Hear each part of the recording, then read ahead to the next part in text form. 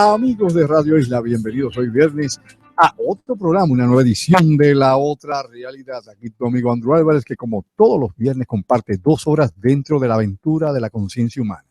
La Otra Realidad, programa de corte ecléptico, que como siempre tocamos temas de la mar de interesante, profundizando en ciertos aspectos, ¿no? Del diario, del mundo en que estamos aquí y lógicamente la historia. La historia que acontece, como la historia que ya tenemos en crónica, lo que se ha dado, ¿no? Como el formato mismo de la civilización occidental y lógicamente la oriental también. El mundo está, bueno, hemos dividido en dos facciones, aunque realmente es mucho más. Podríamos tal vez hacer un gran collage de culturas, pueblos e idiomas, pero tratamos siempre, ¿no? Por lo menos para la política de las Naciones Unidas y todo este esquema que se puede entender o manejar. Pero hablamos de Occidente y Oriente y luego, ¿no? Tal vez como algo adicional, ¿no? Como un apéndice a África, Oriente Medio, algo de lo que llaman América Latina, porque nos tratan a veces con cierto, digamos, cierto prejuicio como tal. Pero bueno, de esas cosas hablaremos hoy, como siempre, y mucho más allá en tu programa La Otra Realidad. Aquí tu amigo Andrew Álvarez. Hoy es 5 de mayo del año 2016. Estamos acá transmitiendo directamente para ustedes, tanto en el internet, para los amigos que entran en Andrew Álvarez Chardon PhD, nos pueden escuchar directamente por ahí, o en andrewalvarez.tv, o obviamente la frecuencia abierta de Radio Isla 1320, entre otras formas o maneras de estar escuchando a La Otra Realidad, aparte de las app que usted puede bajar también en internet o en su celular. Así que no hay excusa para no estar conectados con nosotros, y recordándole que este programa luego se transmite diferido durante el fin de semana y todos los días que usted quiera en el inbox. Usted puede conseguirlo en nuestra página, en el inbox, y por ahí usted seguirá escuchando este programa, tomando notas, verificando información y tantas otras cosas que nos ponen a pensar más allá de lo aparente. Bueno, 5 de mayo, la batalla de Puebla, 1862, la victoria del ejército de México sobre la fuerza francesa. ¿Se acuerda usted, Maximiliano? Después de esto fusilaron a Maximiliano junto con su camarilla, ¿no? Y la historia del cuerpo de Maximiliano es bastante, digamos nosotros, dantesca. Prácticamente el cuerpo se le pudrió la nariz, no lo embalsamaron bien. Bueno, esto es parte, ¿no? de toda esa trama que se dio en ese momento en México, que es un país que ha pasado por varias revoluciones.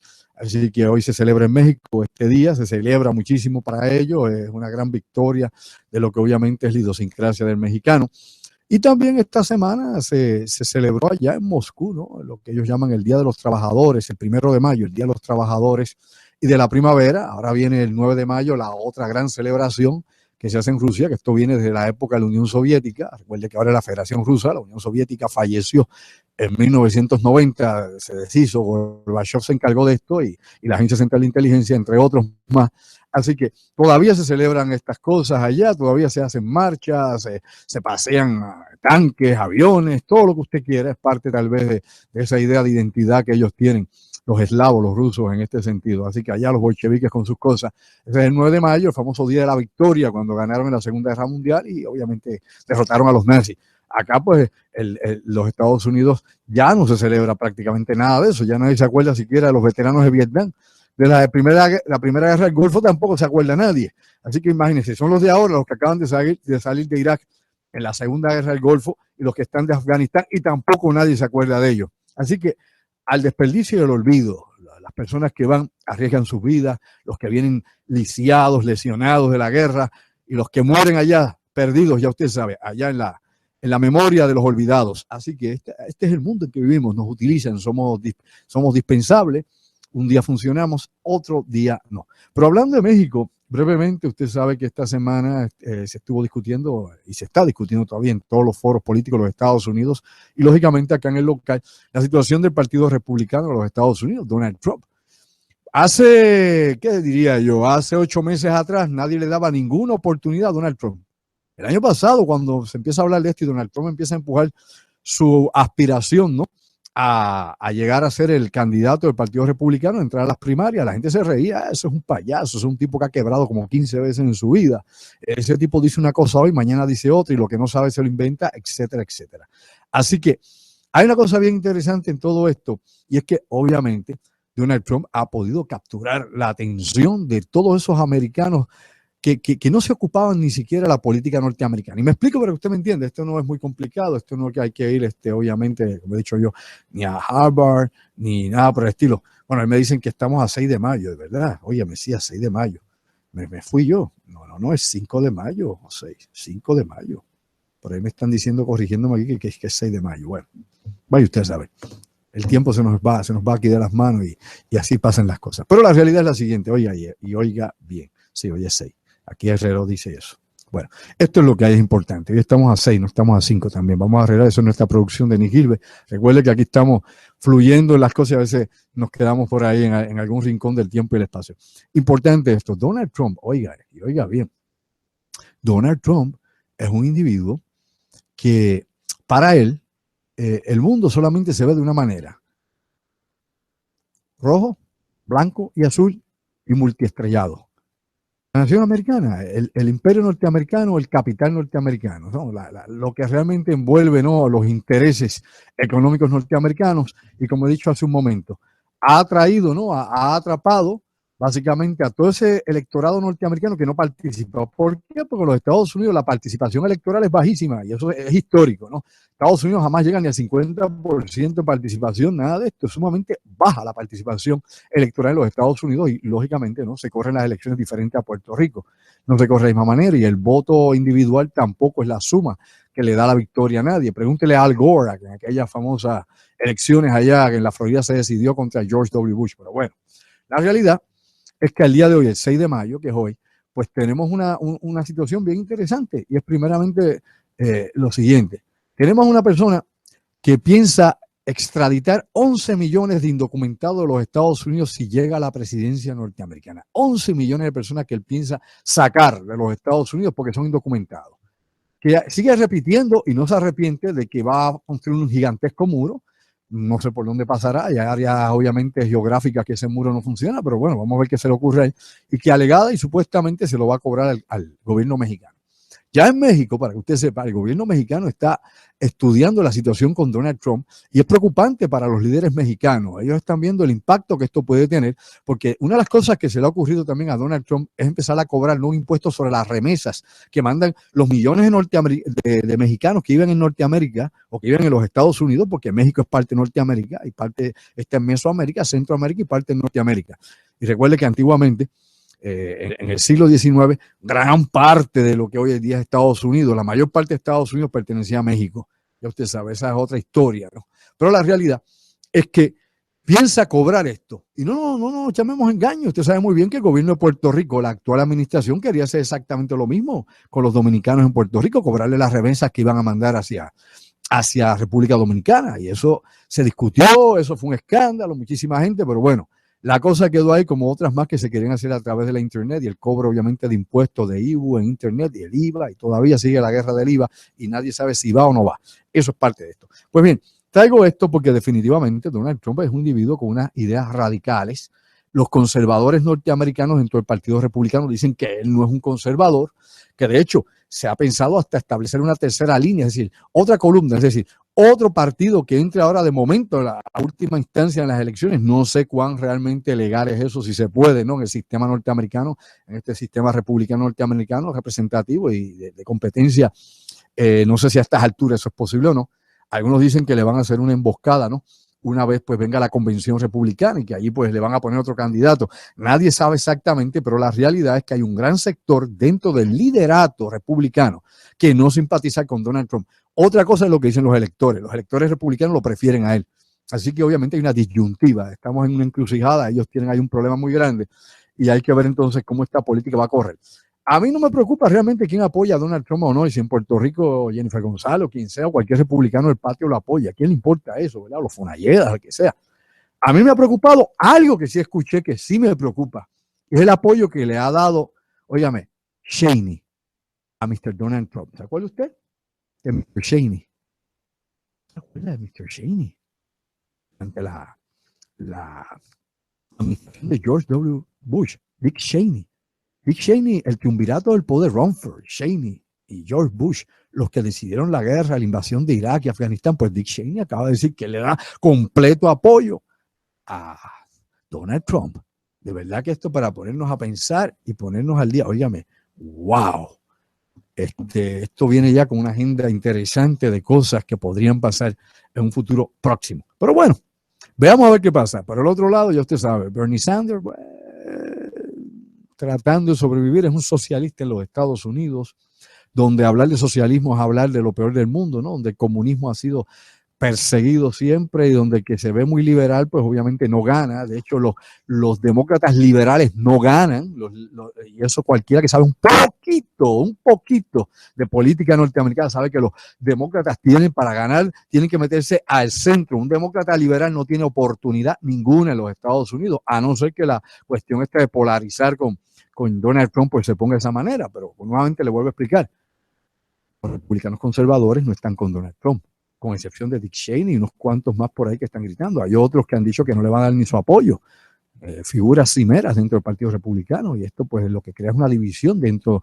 de esa colectividad. Así que hay que pensar en todas estas cosas. O sea, esto es parte del impacto del mundo en que estamos viviendo aquí y ahora.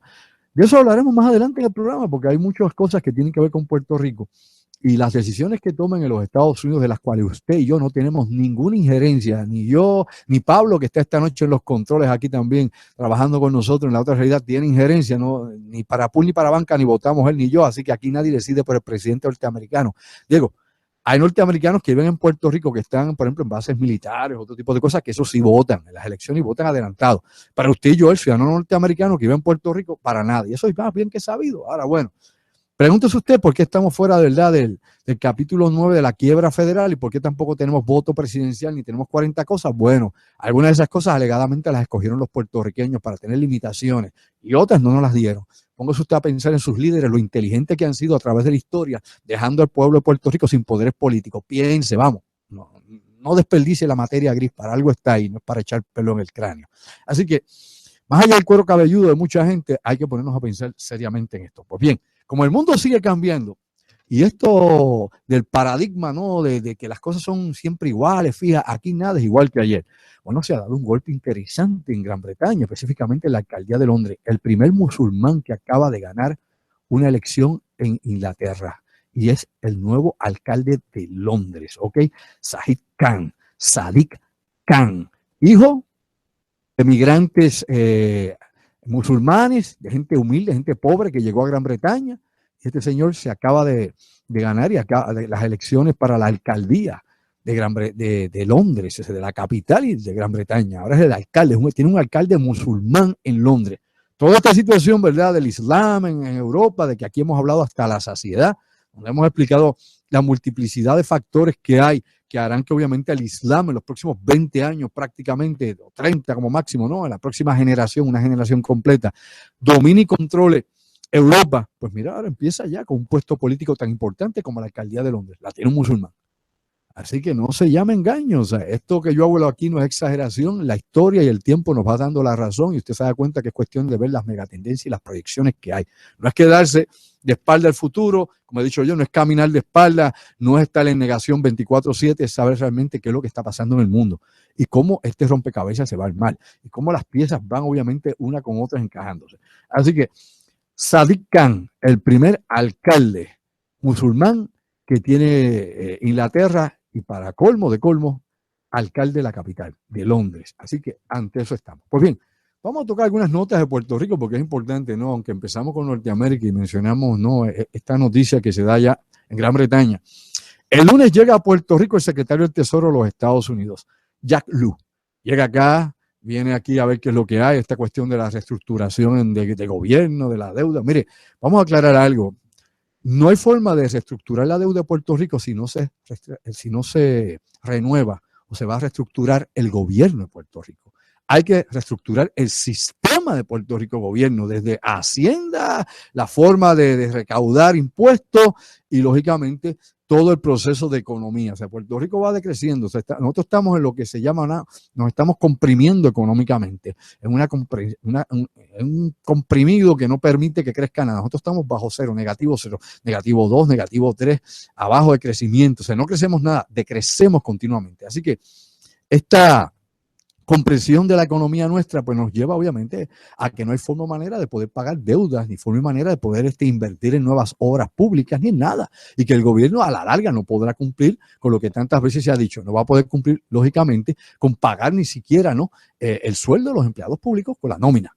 Así que para usted poder negociar una nueva deuda, usted tiene que demostrar que usted tiene algo que va a funcionar. Y para empezar, toda esta gente, mire, no se llama engaño, aquí hay muchísimos grupos de bonistas muy bien asesorados, y esto no es que Mr. Jemerson contrató a Mr. Smith, no, estos son casas de inversionistas, o sea, son grupos de inversionistas, corporaciones de inversionistas, o sea, no es uno por su cuenta, no.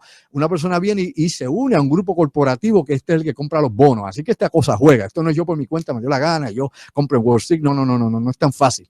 De hecho, si usted tiene valores y las personas que tienen dinero en Puerto Rico invierten en la bolsa de valores, no lo hacen por cuenta propia, lo hacen a través de corredores, a través obviamente de compañías de valores que se dedican a eso, ¿ok?, de corretaje como tal.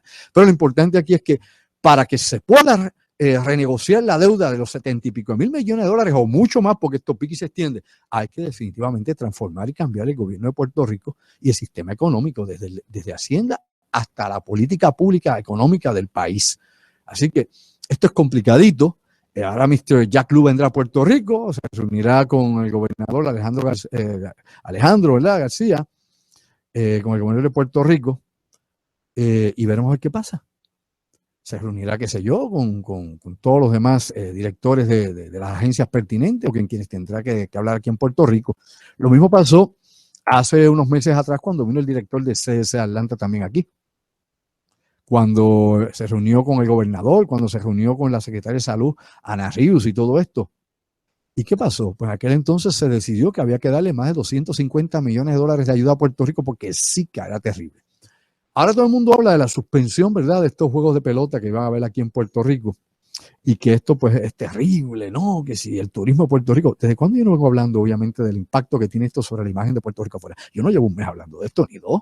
Usted que me escucha a mí se da cuenta que llevamos meses hablando de la situación de la proyección de Puerto Rico y este caos que ha producido el CDC y el gobierno local buscando unos cuantos millones para Medicaid, para salud, para lo que sea. Como están quebrados, hay que buscar chavo donde sea y obviamente el tiro salió por la culata. Pero aquí viene la pregunta de rigor y lo que la gente no ha preguntado y no escucho a nadie decirlo, pero yo lo digo porque es parte de mi trabajo hablar con estas premisas que se adelanten al tiempo, porque la gente hasta que no lo tienen inmediato, hasta que no le den la cara, no reacciona. La gente hasta que no choca con la vidriera, con la columna, no se pregunta si hay algo allá al frente. Pero aquí hay que ver a distancia, ¿no? Hay que ser proactivo. Oiga, esa excusa del Zika, que no es el mosquito del Zika, yo veo por ahí médicos hablando de mosquito del Zika, ¿y qué es ese disparate?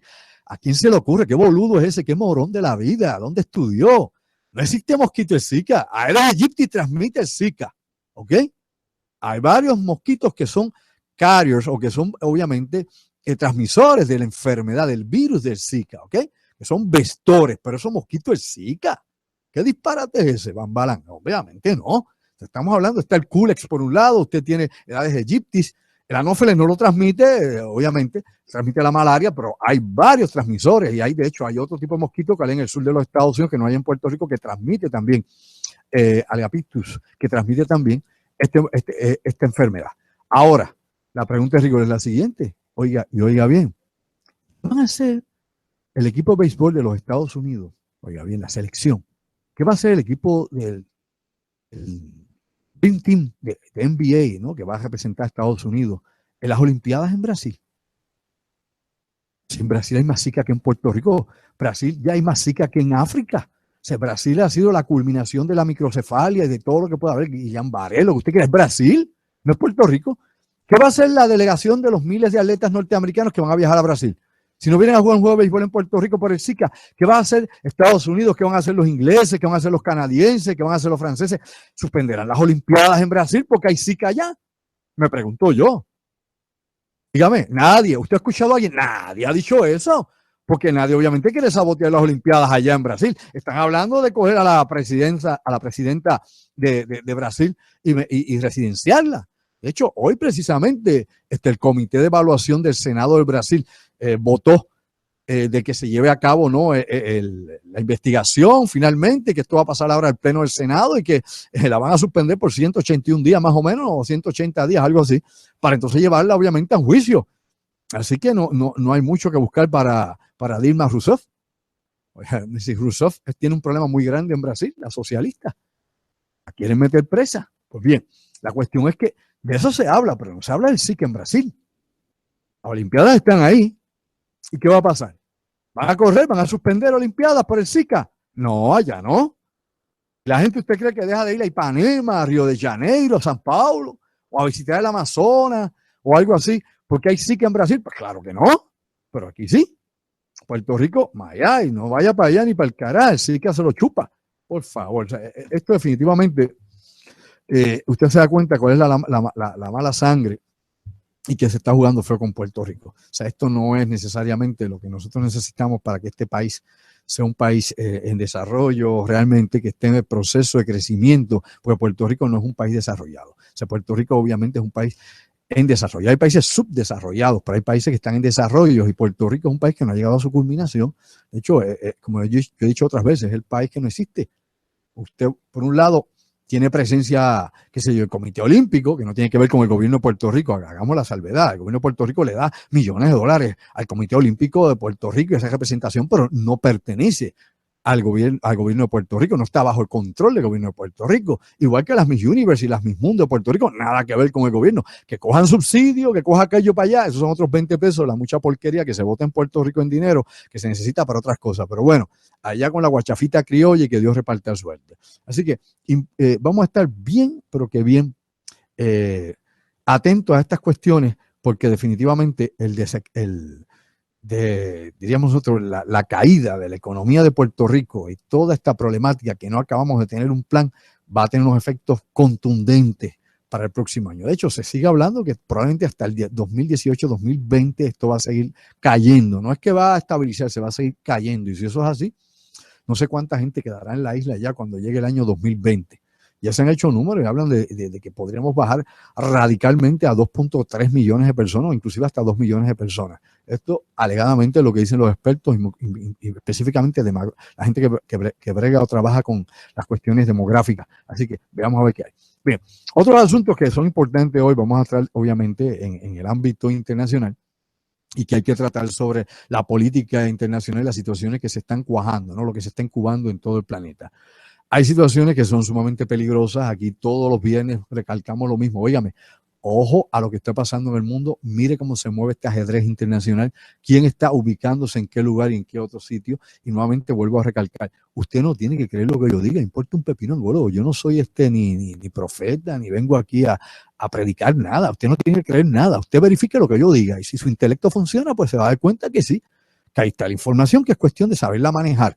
Y de que algunas cosas hay que obviamente interpretarlas para poderlas conectar. Si usted no sabe leer entre líneas, pues tiene un gran problema porque usted será obviamente pues un analfabestia que no podrá leer o no podrá entender por lo menos lo que lee. Y ese es el problema. Hay mucha gente que cree que entendió lo que leyó y lo que leyó no le entró, es decir, no lo asimiló.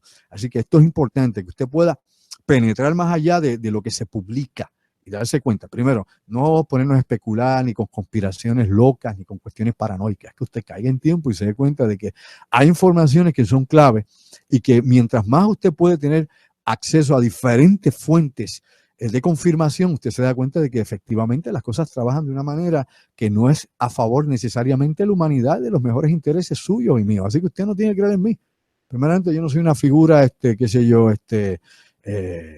magistral, que el mundo tiene que inclinarse a lo que yo diga, porque lo que yo diga le interesa tal vez a unas cuantas personas, hay otros que no le interesa, hay otros que les gusta averiguar un poco, y hay otros que no entienden nada, así que yo no puedo hacer ni por uno ni por otro. Usted tiene por sí mismo que encontrar, ¿no?, la fórmula del conocimiento que le ayude a liberarse, ¿no?, que le ayude a cambiar su vida, la cosmovisión que usted tenga, lo que mejor le abra espacio. Pues bien, es interesante algo que hemos estado escrito esta semana, como siempre, todas las semanas tenemos una serie, ¿no?, de noticias que analizamos someramente, brevemente, ¿no?, en nuestra página, y como una sinopsis de todo esto, siempre yo aprovecho aquí en La Otra Realidad y utilizo, ¿no?, de punto de enlace, ¿no?, de pie forzado, muchas de estas cosas que yo publico, estas noticias de diferentes fuentes a nivel internacional.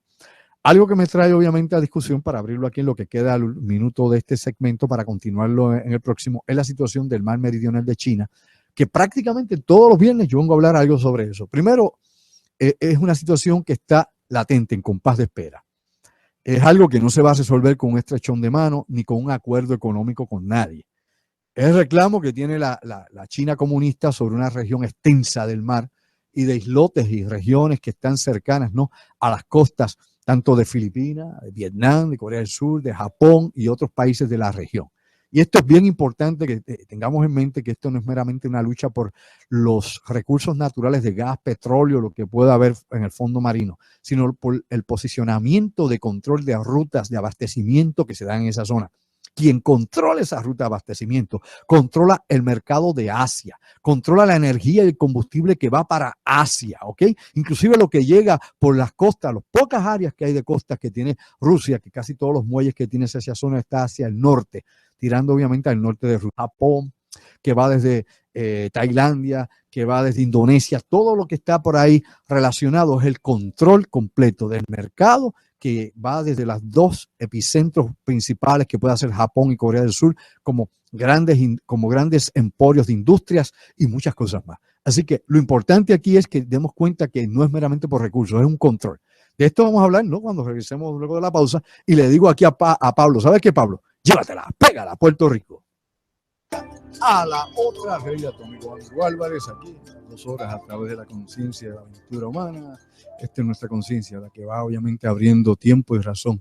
Sin nuestra interpretación, el mundo pues sería obviamente un ciclo ecológico continuo, sin interpretación alguna, porque inclusive hasta los delfines viven en su propia forma de vida social y no se preguntan el porqué ni de las otras formas de vida, por lo menos lo que entendemos hasta ahora, la biología marina y de la zoología del planeta. Nuestra especie hasta este momento, pues sí, se pregunta la razón de ser de sí mismo y la razón de ser de todo lo que les rodea.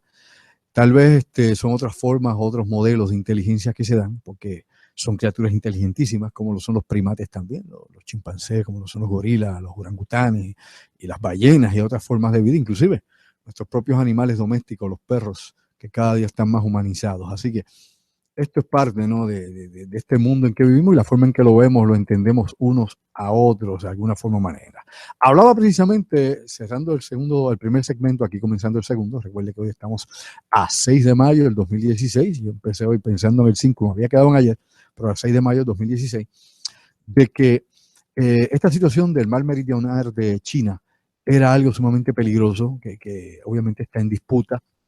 Los chinos han tomado la iniciativa de armar y de tomar posiciones estratégicas en esta región y de tener inclusive a tiros a la base de Subic. La base de Subic está en Filipinas. Hace unos años atrás los norteamericanos habían estado desmantelando bases desde el Japón hasta Filipinas y diferentes zonas de esa región de Asia.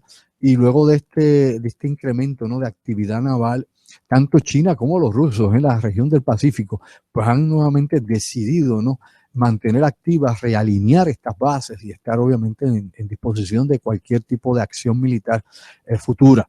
Por ende, la séptima flota norteamericana y todo lo que sea necesario en esa región está obviamente activa y se piensa seguir haciendo, ¿no?, modificaciones a esta armada de tal medida y tal forma de que pueda servir tal vez en algún momento de fuerza de detente a la expansión china. Nadie sabe lo que va a pasar. Mucha gente se pregunta, pero ven acá, si los chinos y los norteamericanos hacen negocio, si tal vez el mercado más grande que tiene que tiene China es los Estados Unidos, y los Estados Unidos tienen muchísima mercancía que se fabrica y se manufactura en China. Esto no es ninguna excusa. ¿Usted se creía que durante la Segunda Guerra Mundial Alemania no tenía negocios con Estados Unidos? ¿Ah? Usted no sabía que muchos de los bancos norteamericanos, que inclusive el abuelo Bush estaba metido y dirigía el Bank of America, que era el banco que tenía el dinero del partido nazi alemán. Mire, eso no tiene que ver una cosa con la otra. Usted se quedaría bobo si empieza a buscar toda la interrelación económica y de negocio que ha habido con países que luego se han caído, como dicen, a piñazo. Pero bueno, la realidad es que nadie sabe para quién trabaja y cuáles son los intereses finales en todo esto. Están ocurriendo unos movimientos rápidos en toda esta zona, y lo interesante es que el secretario de Defensa norteamericana, Ashton Carter, habló precisamente en estos días diciendo de que era casi inminente, ¿no?, un enfrentamiento militar con China en algún momento en esta región del mar Meridional.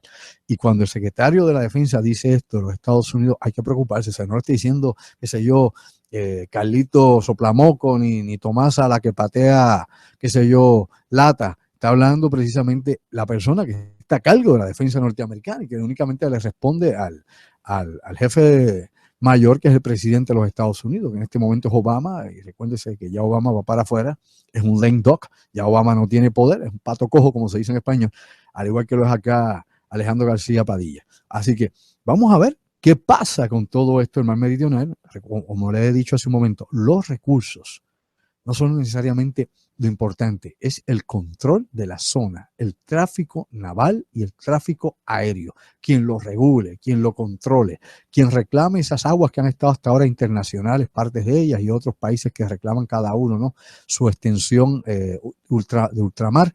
Ahora pues tenemos una situación que no se va a resolver de la noche a la mañana, y que ninguno de estos países está en la disposición de cederle a otro lo que ellos creen que es parte de su patrimonio nacional. Y los chinos no están en esa. O sea, los chinos están reclamando hasta Taiwán, que es la antigua isla ¿cómo es que le decían? Yo sé que Taiwán, usted recuerda cuando termina la Segunda Guerra Mundial, se convierte en la China nacionalista. Allá se va la China nacionalista, los que no eran comunistas, y obviamente la revolución cultural que se da en China continental, pues la que guía Mao Zedong. Es la isla de Formosa, que es como antiguamente le llamaban precisamente a Taiwán. Pues bien, continuamos. Otra cosa que está ocurriendo en estos momentos, que es de la más de interesante, es lo que está pasando en la Unión Europea. La transformación de las fuerzas policíacas en fuerzas paramilitares. Ya en los Estados Unidos esto se ha visto en muchos estados de la nación, donde la policía ya tiene Black Hawk, ya no usan los helicópteros como usa FUR en Puerto Rico, no, ya hay helicópteros Black Hawk, están utilizando vehículos blindados para mover al personal de SWAT, a las fuerzas de rápida acción que ellos tienen allá de intervención y todo esto. El uniforme se cambió, ahora tienen uniformes similares a los que usa la Infantería Marina, inclusive los Delta Force. Así que usted no puede diferenciar ahora mismo una unidad de esta policíaca con un Delta Force o con ni siquiera ni con los Navy SEALs. Utilizan el mismo tipo de equipo de combate, el mismo tipo de armas de asalto, y los vehículos de transporte son similares. Las estrategias son exactamente las mismas que tenían, por ejemplo, en Fallujah, que usaban en Mosul o cualquier otra de estas ciudades, o en Bagdad, donde intervenían en Irak, o lo que se hacía en Afganistán. Así que se ha ido. Lleva ya varios años, yo diría en los últimos 5 años ha habido una transformación de las operaciones policíacas en Estados Unidos. Lo mismo que está ocurriendo, lo vimos en Boston, por ejemplo, cuando las bombas del maratón de Boston, y lo hemos visto en otros incidentes que se han dado, cómo se movilizan y cómo la operación es una operación, por ejemplo, de antiterrorismo, es una operación directamente relacionada, ¿no?, con luchas de guerrilla urbana. Eso es lo que usted ve, fuerzas contrainsurgentes preparadas para eso. Y eso ha pasado en los Estados Unidos, ya ellos están preparados para ese tipo de acción.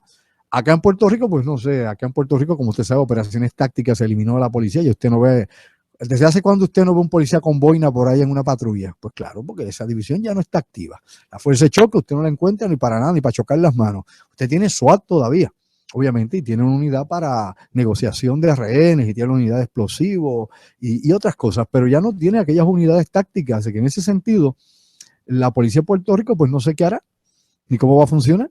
Supuestamente tiene un monitor y ahí están a ver qué pasa. Este señor Claudio, que es el que está aquí en Puerto Rico, que trabajó para el Departamento de la Defensa, y que está a cargo también del diseño y la seguridad del Pentágono y de Washington DC. Así que vamos a ver qué va a pasar de aquí a allá. Lo interesante es que en la Unión Europea ya se ha decidido hacer una fuerza de intervención rápida, donde ya países como Alemania, Francia, Dinamarca, por mencionarles solo algunos de ellos, Italia, pues ya están aunando esfuerzos comunes y entrenamientos. Se está trabajando en entrenamiento, inclusive Canadá ha entrado en este tipo de trabajo. Son países todos pertenecientes a la OTAN, pero las unidades que están preparando de ejército doméstico o interno no están dirigidas por la OTAN. O sea, esto es una fuerza de la Unión Europea específicamente. Recuerde que la OTAN no es la Unión Europea, aunque hay gente que piensa esto. O sea, la OTAN incluye a Estados Unidos, incluye a Canadá también. Incluye obviamente países de Europa Oriental que son ahora parte del bloque económico de la Unión Europea, que en un principio, cuando se empezó a hablar de Unión Europea, lo que se querían hacer era los Estados Unidos de Europa. Tal como está, la estructura se formó para ser los Estados Unidos de Europa, un solo país como están los Estados Unidos de América. Inclusive así se llama también México. Así que son estados federales mexicanos. Así que esto es bien interesante. Lo que voy con esto es que este trabajo, este modelo está siguiendo lo que se comenzó hace 6 años atrás en los Estados Unidos. Me explico. Cuando llega Barack Hussein Obama, yo le he comentado anteriormente, Obama ha ido poco a poco sacando las fuerzas norteamericanas de intervención masiva de diferentes partes del mundo. Obviamente se retiró de Irak, en Afganistán está al mínimo las operaciones que se llevan a cabo en Somalia, en Yemen o otras regiones, inclusive en Libia, pues más bien con drones o con comandos militares especiales, sean Delta Force, Navy SEALs, los que sean, boinas verdes entrenando tropas en Irak, inclusive en Siria, y este tipo de cosas es lo que usted ve comúnmente en estas operaciones especiales. Pero las grandes movilizaciones que cuestan billones de dólares, no millones, billones de dólares, pues se han reducido. ¿Y qué ha hecho en los últimos 6 años Obama? Pues lo que ha hecho es trabajar con la infraestructura de seguridad interna de los Estados Unidos, ¿no? Con parte del Homeland Security, con seguridad nacional, y preparar a FEMA y a unidades especiales de intervención dentro de los Estados Unidos para trabajar con la situación de las milicias, con el terrorismo, no con el exoterrorismo, no con el terrorismo externo, sino con el posible terrorismo interno a los Estados Unidos, lo que ellos llaman el doméstico, ¿verdad? Y esto es interesante porque hace más de 6 años que se empezó a trabajar allá en Fort Bragg, en Fort Benning también, con la unidad llamada Ejército Doméstico, un ejército norteamericano de 20,000 hombres. ¿Qué pasa? La ley en los Estados Unidos prohíbe que el ejército regular, parte de la Guardia Nacional, que es otra cosa, el ejército regular, que la Marina norteamericana, inclusive que los servicios de inteligencia intervengan dentro de Estados Unidos. Es decir, el ejército norteamericano no puede entrar en operaciones de combate dentro de Estados Unidos, ni tampoco la infantería marina. Así que si hubiesen revueltas dentro de Estados Unidos, sería la policía, las agencias federales, como el FBI, que se supone que tampoco es para hacer este tipo de enfrentamientos. Se supone que el FBI es una agencia de investigación criminal, no es una agencia de intervención directa, no se hizo para eso, pero bueno, busque la historia y vea si es o no es así. Lo interesante es que esta unidad no pertenece a la Guardia Nacional, este ejército doméstico tiene 20,000 hombres actualmente y se supone que está preparada para enfrentar motines, para enfrentar levantamientos civiles en ciudades, en poblados o en estados norteamericanos y obviamente implementando la ley marcial. Busque información, vea si no es así. Esto lo he presentado en mis conferencias. De hecho, hemos presentado hasta los entrenamientos de este cuerpo castrense interno de los Estados Unidos, que no es ni la policía estatal, ni la policía obviamente de los counties, ni es tampoco el FBI, ni nada por el estilo, ni la Guardia Nacional. Es el Ejército Doméstico Interno de los Estados Unidos, que para las directrices que se le va a dar es en caso de que en una emergencia nacional hayan levantamientos dentro de los Estados Unidos. Está hecho no para pelear contra los rusos, los espectras que lleguen allá, ni para pelear contra una invasión de Corea del Norte que no tiene forma de invadir Estados Unidos, ni contra los chinos, ni siquiera contra los mexicanos que vienen por la frontera que tanto Donald Trump quiere modificar con murallas, ¿no? Está hecho para luchar, arrestar y neutralizar levantamientos de ciudadanos norteamericanos. Para eso es que está hecho. Ilústrese y vea si es o no es así. Así que siguiendo ese modelo, la Unión Europea está entonces convirtiendo en cuerpos paramilitares a diferentes unidades de la policía de estos países, Francia, Alemania, Dinamarca, Italia, etcétera. Así que esto es de la mar de interesante. Y todas estas cosas van de la mano, no solamente por la gran emigración que ha habido de musulmanes y árabes hacia Europa, y que esto tiene un impacto, no únicamente en la seguridad civil. Cuando digo la seguridad civil me refiero a los ciudadanos alemanes, griegos, de todas partes de Europa que se ven amenazados por mucha de esta gente porque ha llegado una enorme criminalidad. O sea, aquí no se cree usted que esta gente venía con el Corán debajo o el Corán debajo de la axila y dando Alá Akbar a todo el mundo y Salam Aleikum. No. Mucha de esta gente son criminales de profesión que aprovechan, igual que pasó con el puerto de Mariel, cuando Fidel sacó de vaya a ser que quiera para allá, para Miami, para la Florida y que Dios reparta suerte, que nos llegó desde la película Scarface, ¿se acuerdan? Todo ese tipo de cosas. Por lo mismo, miles de locos, miles de fanáticos, miles de criminales, de todo, inclusive terroristas, de todo se percoló por ahí para allá, se colaron allá en Europa. Y obviamente la seguridad civil se ha visto afectada, violaciones, agresiones, de todo robo, de todo ha habido, ¿no? Por ende, se ha tenido que trabajar con esto, adaptarse a esa nueva situación, aparte del terrorismo. Y a Francia, por ejemplo, si usted va a Francia en la actualidad, usted va a ver que en París hay tropas militares. Que vaya a Francia este verano, aproveche. Y me dice si eso no es así, se lo garantizo. Hay tropas militares en Francia, en todos los puestos de vigilancia, en la ciudad hay patrullas, en las ciudades de Francia, en Marsella, en todas partes usted tiene, las fuerzas militares están activas en Francia. ¿Por qué? Por la situación del terrorismo y por la situación obviamente desmedida de la llegada continuamente de personas a través del Mediterráneo y a través de Turquía. Así que esto es grave. La Unión Europea pues ha tenido que hacer sus ajustes para mantener la estabilidad y como le he dicho, en 30 años como mucho, ¿no? La próxima generación estará bajo control del Islam por la reproducción que tiene esta gente, por la convicción que tienen de llevar a cabo, ¿no? A que la gente pues ellos son bien proselitistas, de que la gente se una a su fe, de casarse con mujeres europeas para entonces convertirlas en la fe y los hijos que tengan sean musulmanes. Como le he dicho, nacen 7.4 a 8 hijos tienen estos musulmanes o los árabes también, pues van de todo, africanos que no son árabes, van también de Europa Oriental que no son árabes, etcétera, de Afganistán que no son árabes. Pues bien, toda esta gente que llega allí, ellos su proporción de reproducción es de 7.2 a 8 hijos por pareja y algunos tienen 2 y 3 mujeres porque se los permite el Corán, el Islam se lo permite, así que usted traspole eso en números como he explicado aquí anteriormente y se da cuenta que cuando usted lo compara con la media europea que es 1.4 hijos por matrimonio, obviamente los van a pasar por el rolo y ya antes que viniera esta gran migración ya estamos sobre 50 millones de musulmanes en Europa, así que definitivamente nada más con el testigo, es una situación crítica. Otra cosa que es importante que tiene que ver con esta migración, obviamente es la sequía, el cambio climático, la situación obviamente de la escasez del agua. Hay un sinnúmero de investigaciones, yo hablé la semana pasada precisamente del proyecto Medea, que tiene la Agencia Central de Inteligencia y las diferentes organizaciones del gobierno federal que tienen que ver con monitorear el espacio, como la NASA, como tiene que ver las agencias de seguridad nacional, etcétera. Un sinnúmero más de diferentes organizaciones que obviamente son desde las militares, espionaje, hasta las de estudios geológico, como US Geological Survey, como puede ser obviamente bosques, los bosques nacionales norteamericanos, etcétera. Ahí hay una enorme cantidad de agencias que trabajan y dan información para este proyecto Medea que estaba abierto a un grupo específico de 60 científicos civiles y que Obama lo mandó a cancelar, es decir, mandó a cancelar el acceso que tenían los científicos civiles. Esto sigue obviamente para las agencias de seguridad.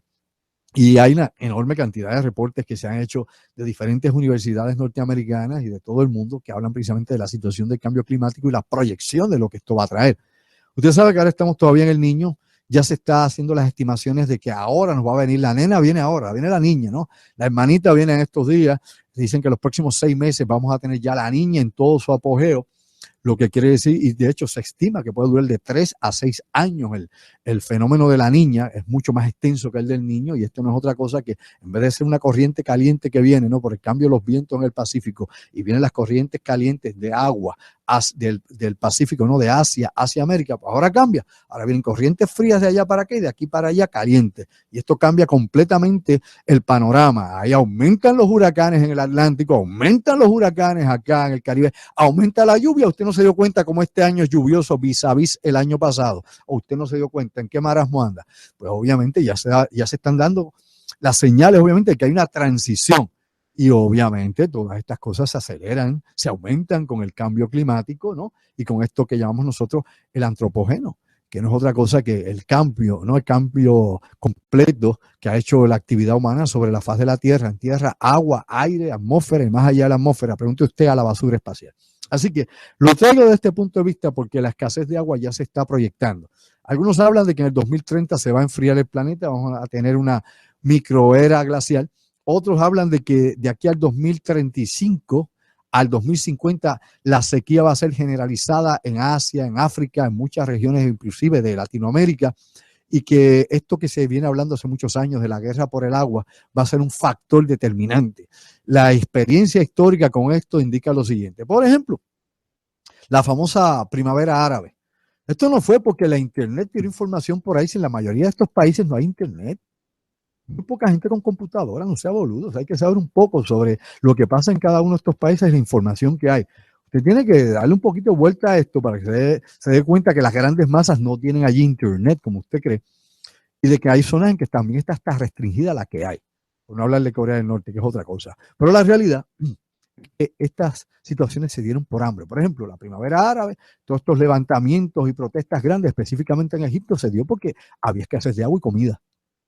La gente obviamente se va a sublevar cuando no tiene nada en el estómago.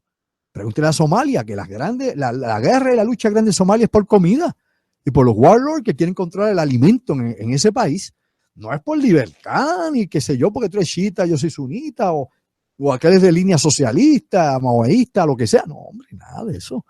La gente lucha por el hambre enloquece a las personas. Lo que pasa es que aquí la gente está gorda, chincha y inmersa en grasa, y aquí la gente se ocupa de eso. A usted aquí tiene de todo para comer. Aquí es que no come en Puerto Rico porque no le da la gana, está a dieta. Porque aunque se pueda pasar necesidades económicas en Puerto Rico, se supone que la gente pobre que esté registrada como gente pobre tenga la tarjetita, tenga el pan. Digo, hay gente que no está registrada como gente pobre y es pobre. O sea, la clase media puertorriqueña trabajadora que está fastidiada, que no tiene acceso a tarjeta de salud y a tarjeta para alimentos, ¿verdad? Al pan. Pues esa gente es pobre de verdad, porque no le da los chavos para pagar las deudas y para pagar comida, y tampoco usted pues, puede cualificar para esas ayudas. Ese es el pobre en Puerto Rico, la clase en extinción, la clase media. Y lo mismo pasa en otras partes, inclusive en los Estados Unidos, donde los números se extrapolan y se habla hasta de 40 millones de niños que pasan hambre en los Estados Unidos. Una cosa que uno se pregunta, ¿y cómo es posible? Si alegadamente están todos los planes y todos los recursos para que eso no suceda. Por ahí están los números y los tienen los mismos norteamericanos. Eso no fue que fue Hugo Chávez desde el más allá, ni fue Maduro, el pobre Maduro, inmaduro, tonto quien lo dice, y menos Raúl o Fidel, por si acaso, porque aquí la gente habla de algo, inmediatamente se creen que es de la izquierda de allá, algunos mentecatos que se le ocurrió. Aquella gente bastante problemas tienen con sus países que no pueden con ellos. Lo importante aquí es señalar la dificultad que va a haber con el agua y que ya hay con el agua. O sea, ya la gente en Puerto Rico no se acuerda de la sequía. Aquí la gente tiene memoria corta. Aquí es lo inmediato. Aquí la gente, por eso es que este país está manga por hombro. Y el futuro es escaso porque la gente ve de aquí a ahí y ya la miopía que hay, el antismatismo a la vez, nos tiene locos y sin idea. O sea, ya nadie habla en Puerto Rico. Nadie es nadie. Nadie. Ni siquiera Mazola ya en Ajunta. Nadie habla aquí de los lagos de Puerto Rico. Ya nadie habla de los lagos porque los lagos hay que estar abriendo las compuertas a cada rato con todas estas lluvias que han pasado, obviamente, por las condiciones atmosféricas que ha habido y las que faltan. O sea, ya nadie habla de que hay que coger y dragar los lagos. Nadie habla de Carraízo ni la plata de dragarlos ya. O sea, aparte de que no hay dinero para eso. Claro, se podría ver qué dinero hay en la esfera federal que cada día ven la manera o forma de sacudirse de nosotros. En algún momento lo van a hacer y cuando se sacude el perro ya va a ver dónde usted va a caer. Se lo digo crudo, se lo digo ahí a calzón quitado, pero oiga, ya nadie habla de eso. Hasta la próxima sequía. Entonces ir a lamentar, ¿no? que si la cisterna, que si el barrilito, que si la cuestión, que si el candungo, pero ya nadie habla de eso, pues como somos tan poco proactivos y no planificamos nada, este es el país de la desplanificación. Por eso aquí todo es manga por hombro. ¿Ah? Por eso por autopistas tenemos un viaje a la luna, con más cráteres que el Cará. O sea, usted se tiene que dar cuenta de que este es un país con un problema de visión. Aquí no hay visión. Ahora aparece este señor, ¿cómo que se llama? El contrincante de Jennifer González, que quería ser gobernador una vez, ¿se acuerda usted? Él mismo, diciendo de que va a conseguir, no sé si 200 millones de pesos para extender unos cuadras más el tren urbano. Pero ¿qué cerebro es ese? ¿A quién se le ocurre eso? A Pesquera, ese mismo, el doctor Pesquera, que es ingeniero, doctor en ingeniería, pero ahí se le quedó todo, para más allá no hay mucho. O sea, el seso llegó hasta ahí se les quemaron las neuronas estudiando, pero el pobre hombre no tiene visión. ¿Para qué yo quiero un comisionado residente? Oiga, que lo que piensa es, voy a traer 200 millones para empujar un poquito el tren un poquito más allá, para que llegue a Minilla. ¿Pero a quién le importa eso? Si desde el principio, cuando se planificó ese tren para cogerle tonto al pueblo de Puerto Rico, ese tren hubiese servido de algo si hubiera llegado al viejo San Juan. Si hubiera terminado en Hacienda, eso resolvió un problema. La gente en vez de meterse allá en San Juan en carro y no ver estacionamiento y esa locura, llegaría por el tren hasta Hacienda, inclusive los empleados públicos. Eso hubiera resuelto algo en Puerto Rico, hubiera tenido algún sentido, porque ese es el tren que no va a ningún sitio. El tren que no va a ningún lugar. Fíjense lo mal planificado que está el país. O sea, este país está desde los años, a principios de los años 50 en adelante, donde se repartieron las parcelas en las playas de Puerto Rico a cuanto inversionista americano había o cuanto extranjero vino y quiso tener una parcela frente al mar y construir donde le dio la gana. Cuando se supone que en Puerto Rico obviamente había una agencia que se dedicaba, que era la agencia de planificación, que es de las más antiguas de América.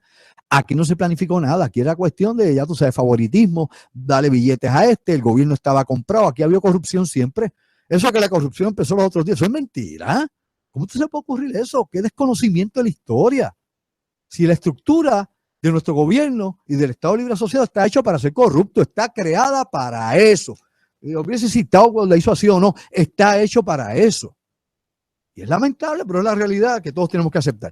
Vamos a una pausa, regresamos con más cosas, hay mucho más que hablar. Vamos a empezar ahora a meter las manos duras, como yo digo, las piernas, para que usted se ponga a bailar y no el zambito.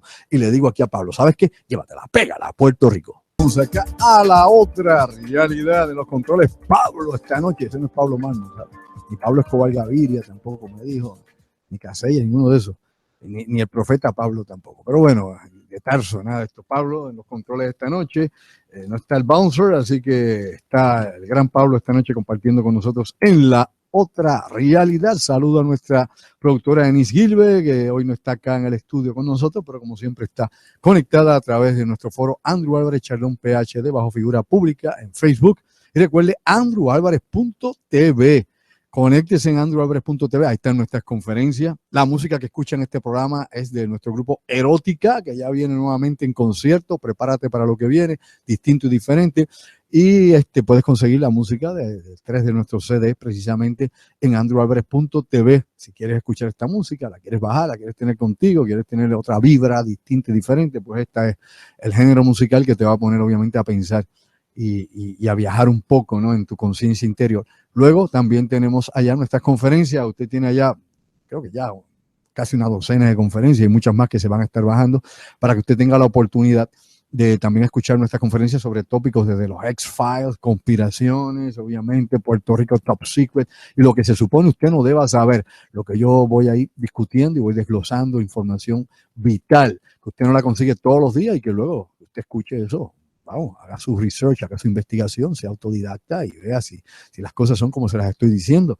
Aquí esto no, como he dicho muchas veces, esto no son producciones calzoncillos, esto no es a ver qué digo, qué dijo aquel, que aquel le contó al otro, a ver qué rumor viene. No, si no se puede verificar, mejor lo dejamos dando vueltas allá en el marasmo, que se quede en el mundo del éter.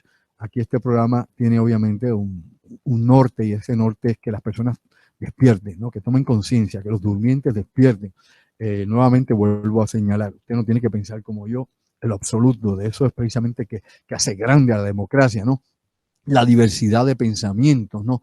Toda esa pluralidad de personas con estilos, con gustos, diferencias, que es lo que hace, ¿no?, todo ese ambiente enorme, ¿no?, todo ese crisol que crea la humanidad. La humanidad no puede ser unilineal, o sea, usted no puede ser un monotema para todo y todos bajo control, todos grises, ¿no?, como el gran hermano quisiera, el Big Brother, ¿no?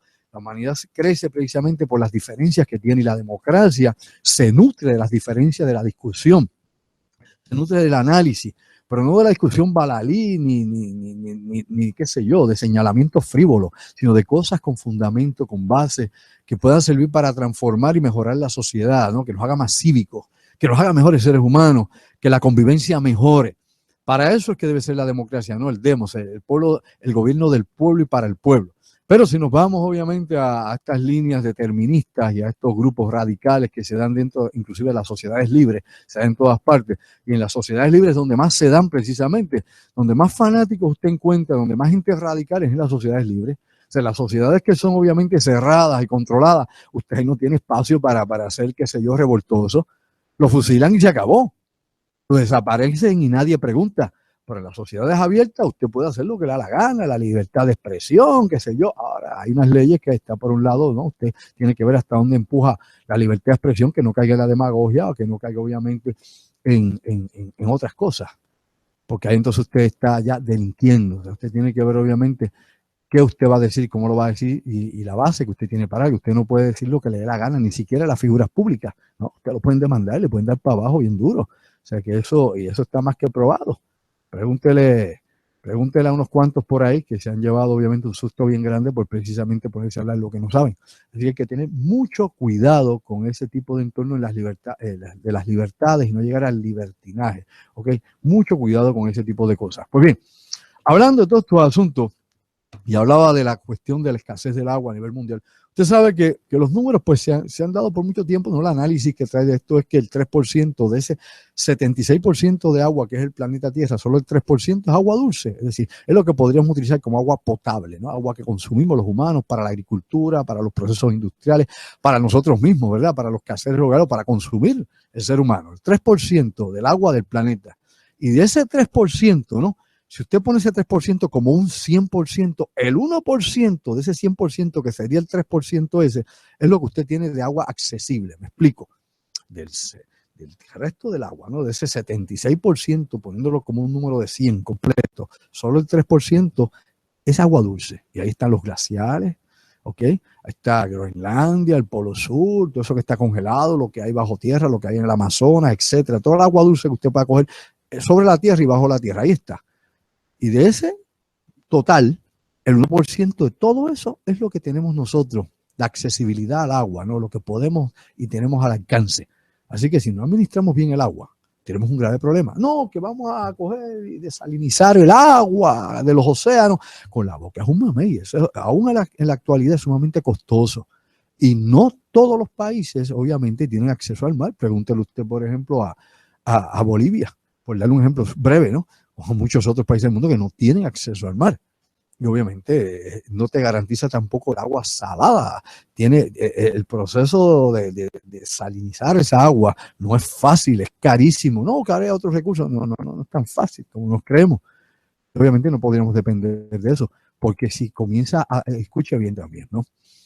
El agua también del mar no es eterna. O sea, el agua del mar crecerá su volumen según se descongele el agua dulce que está congelada, porque el agua dulce es la que está congelada, no el agua salada, es el agua dulce.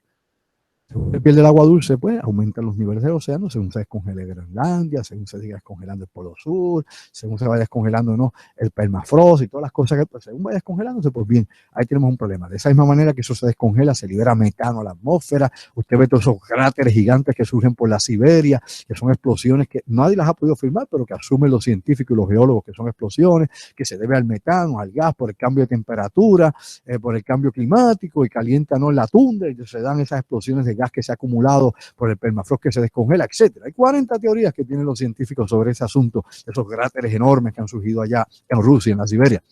Pero la realidad es que la falta de agua nos va a llevar a una crisis mundial, al magnitud que obviamente las migraciones van a aumentar, tal como ocurrió, como dije yo, en Siria. El 2011 la guerra en Siria no empieza nuevamente, y lo he dicho aquí y lo vuelvo a mencionar por enésima vez. No empieza porque la gente está en contra de Assad, o, ¿verdad?, o porque la gente quería más libertad, o porque el Estado Islámico llegó allí y viró aquello como tortilla. No. Empezó por la sequía y las pérdidas que había de alimentos. La agricultura estaba cayendo, fallando, y había millones de personas pasando hambre.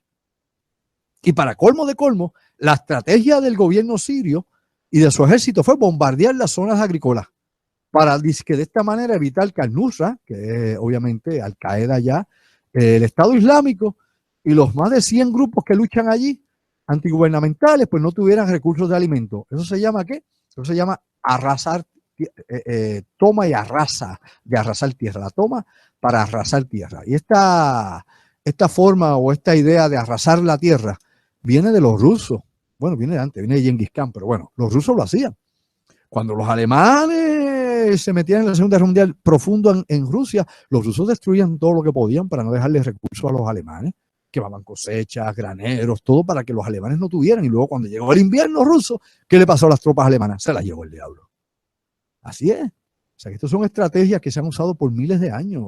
Pueblos, civilizaciones completas lo han hecho, ¿verdad? Ahí está el ejemplo de los barcos de Hernán Cortés. Los quemó para que no regresaran, y no fue el único. Hubo otros que quemaron barcos. Incluyendo los persas hicieron exactamente lo mismo. Así que usted va a encontrar este tipo de estrategias que es antiquísima para este tipo de cosas. Pues bien, mientras pasa esto del agua, se sigue preparando la Federación Rusa para algo, o para un conflicto digamos, de grandes magnitudes. Todos pensamos en la Guerra Fría, ¿verdad?, de la Unión Soviética. Estamos en una Segunda Guerra Fría. Recuerde que hubo un periodo de transición cuando estaba Boris Yeltsin, ¿no? Estados Unidos se convirtió en diríamos nosotros, en el padrino de la Federación Rusa. Una vez Rusia abandonó el comunismo, se cayó el oso, se destruyó la Unión Soviética, se empezaron a liberar las diferentes repúblicas que antes pertenecían a la Unión Soviética. Pues Estados Unidos, a través de Boris Yeltsin, a través de Gorbachev y todo esto, pues se convirtió básicamente en el padrino político de Rusia, y Rusia se convirtió en un aliado político y militar de Estados Unidos por más de una década. Y eso fue la década aquella donde todo el mundo pensaba que era Peaches and Cream, que el mundo vendría maravilloso, hasta que vino el 9/11. Y ahí las cosas cambiaron. Del 9/11 en adelante, el mundo cambió completamente. Y aquella armonía que surgía entre rusos y americanos, y mucha película americana que se filmaba en Rusia, ¿recuerda usted eso? Y muchas cosas. Van Damme iba a Rusia cada rato, hacía películas allá de esas baratas de él, y un montón más de cosas surgían. En aquel intercambio que había cultural, Bolshoi y toda esa cuestión del ballet, todo eso, estaba en intercambios culturales, económicos y todo. Llega Vladimir Putin, ¿verdad? Uno de los exdirectores de la KGB, y el enfoque de la política rusa empieza a cambiar. O sea, Vladimir Putin empieza a pensar de que obviamente Rusia tiene que recuperar el territorio perdido y la posición que tenía Cimera, ¿no? Dentro de aquella polaridad que existió durante el siglo XX, que ya Rusia no era una sombra de lo que había sido, no era una sombra ni siquiera del imperio de los zares, que había que regresar a la madre Rusia al poder, la posición que tenía. Pues bien, estamos en plena carrera armamentista. Nadie lo dude, la evidencia es masiva. El ejército ruso está creciendo. Ahora acaban de surgir, ¿no?, como propuesta, y ya está en trabajo, 2 nuevas divisiones de combate rusas. Divisiones, ¿ok? Dentro de las divisiones usted tiene unidades, tiene batallones. La división es un ejército, para que usted lo sepa. 2 divisiones de los cuerpos armados rusos. Uno hacia el oeste, que va a dar hacia Ucrania, una división nueva completa, debido a que según Vladimir Putin, ¿no?, el alto mando tanto del Kremlin como del ejército ruso, dicen que la OTAN ha seguido moviendo aviones, barcos, tropas, como en la época antes de que estallara la Segunda Guerra Mundial. Me explico. Precisamente como un año o meses antes de que los alemanes invadieran a Rusia, bajo Adolf Hitler, pues el mismo tipo de movimiento militar, según Vladimir Putin, es lo que están haciendo la OTAN. Por ende, ellos están creando una división completa para tenerla en el oeste como ejército de esa zona, ¿ok? Con todos los requerimientos y todo el equipo posible, y otra división más que va a estar al sur, precisamente a la frontera de Rusia, para fortalecer el ejército ruso en los diferentes puntos estratégicos que tiene en su país y las fuerzas que puedan ser enviadas al exterior. Eso está pasando ahora mismo, eso es parte del ajedrez internacional militar. Así que los rusos acaban de dar un paso enorme referente a esto. Ya yo les había hablado que en Noruega los norteamericanos estaban obviamente ubicando tropas de infantería marina y equipo militar. O sea que hay movimiento que para el que está desconectado de toda esta cuestión, ¿no?, de que no ve qué es lo que se publica o se discute, ¿no?, en foros de estrategia militar y en publicaciones sobre ese tipo de discusión, ¿ok? Publicaciones que se dedican precisamente a eso. No sabe los movimientos que se están dando y los reportes que se ofrecen continuamente. Y eso es lo importante. O sea, 2 nuevas divisiones rusas en el oeste y el sur. Obviamente como respuesta a lo que alegadamente la OTAN está haciendo y está promoviendo en aquel lugar. Bueno, importante esto. Recuerde algo, después de la Segunda Guerra Mundial, que surgen las bombas nucleares, ¿no?, que acaban con eso, la guerra de Japón, ¿no?, la guerra en el Pacífico, con 2 estallidos nucleares, Hiroshima y Nagasaki.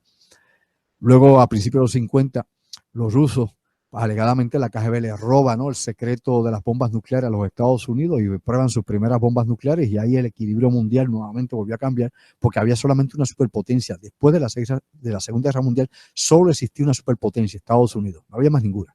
Tenía la arma de destrucción masiva, la bomba nuclear, la bomba atómica.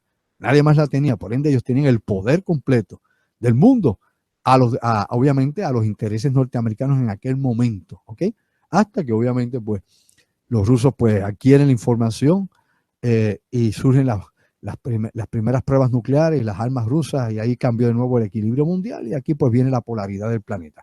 Pero desde ese momento que surge la Guerra Fría, obviamente las superpotencias entendieron que no podía ser la mutua aniquilación. Me explico, que no podía haber una guerra termonuclear, porque era la destrucción masiva del planeta, o sea, la extinción de la raza humana. No iba a sobrevivir nadie, o sea, con la capacidad de tener miles y miles de bombas nucleares, y que no se iban a usar todas, porque obviamente después de las primeras 50 estallidos ya no iba a haber más nada que buscar. O sea, después que estallaron las primeras 50 bombas en Washington, en Moscú, en otras ciudades secundarias o inclusive en otros países, ya no había mucho que buscar. O sea, ya se había descapitado, ¿no? Se había decapitado completamente el planeta, o sea, la civilización humana. Así que imagínense, no íbamos a llegar a tirar 1.200 bombas, ni 2.000 y pico, ni 3.000 y pico, como eso no iba a llegar, porque no iba a haber ya quien las disparara. Pues los primeros blancos no solamente eran las ciudades, los centros, obviamente, de gobierno, ni las áreas industriales, sino también eran, obviamente, los centros estratégicos. O sea, que hay 3 blancos específicos. Los 3 blancos son, primero, las capitales, las cabezas políticas, ¿ok? Segundo, los centros industriales. Y tercero, obviamente, o puede cambiar también el orden, obviamente, los centros estratégicos de comando o de ataque. Así que no hay quien las dispare. Eso es parte del esquema, ¿no?, que hay, obviamente, cuando usted declara, por ejemplo, DEFCON 1, y ahí entramos todos en guerra. Pues bien, importante esto.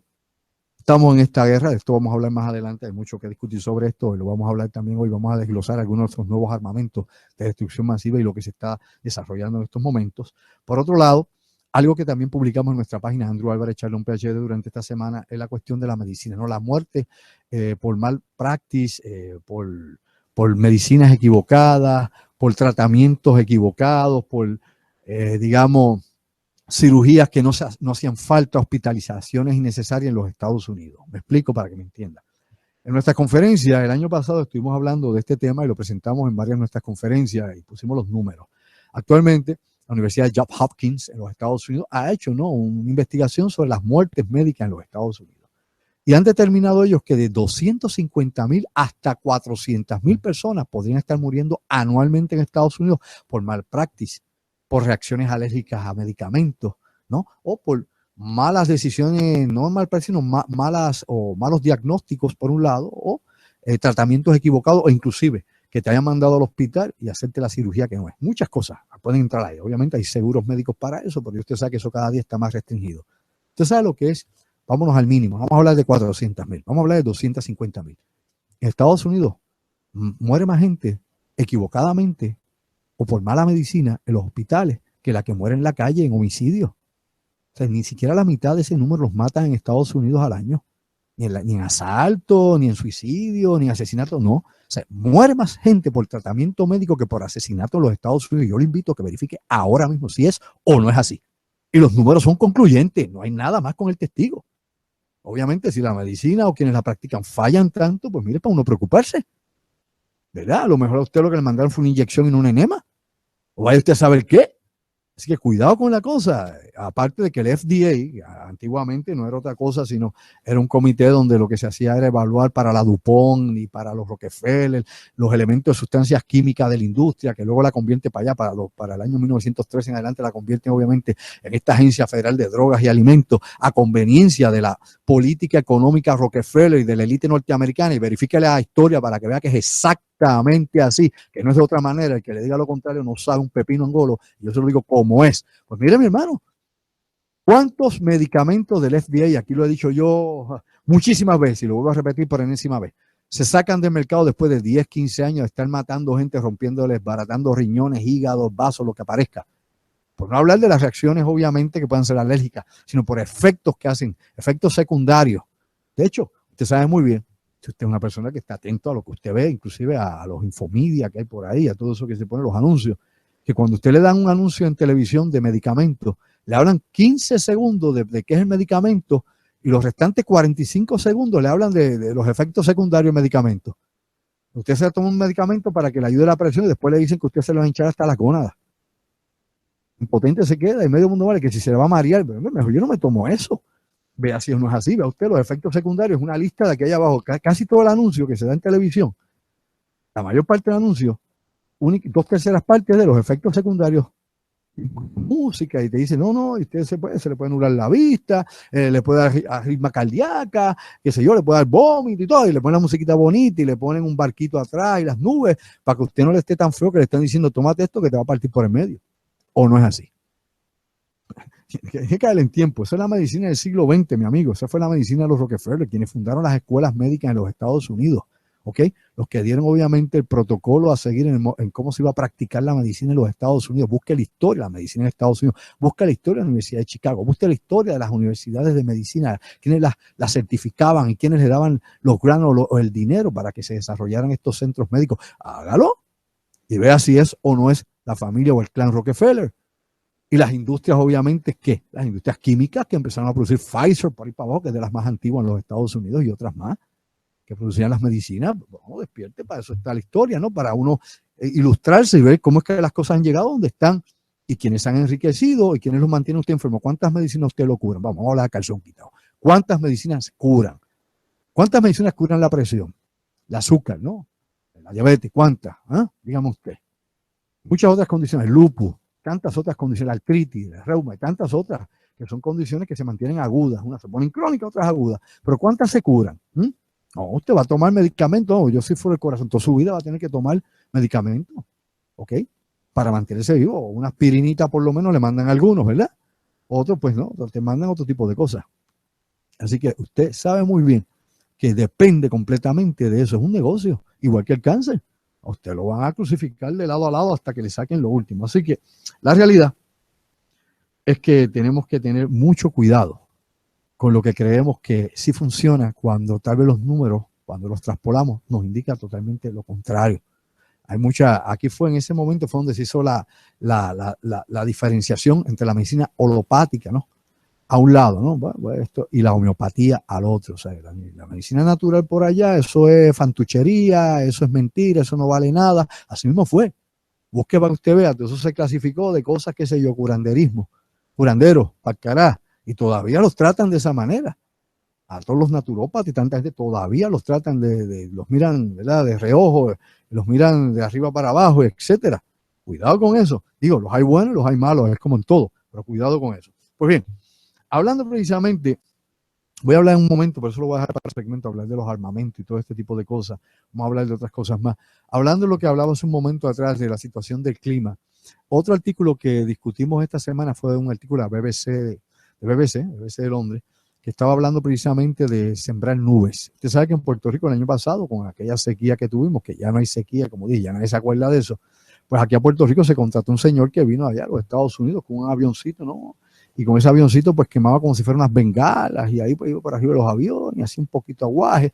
Yo he visto otros modelos de avión como el de él, pero con otro tipo de sistema más avanzado. El que él trajo aquí era como el que se usaba en los años 40, cuando se empezó este tipo, ¿no?, de negocio en los Estados Unidos, y que de hecho se ha llevado a África, se han sembrado nubes inclusive hasta en Arabia Saudí, y no han funcionado allá porque hay muy pocas nubes, tiene que haber unas condiciones atmosféricas específicas para que esto funcione, y no funciona al 100%, ni al 90%, ni al 80%, ni al 70%.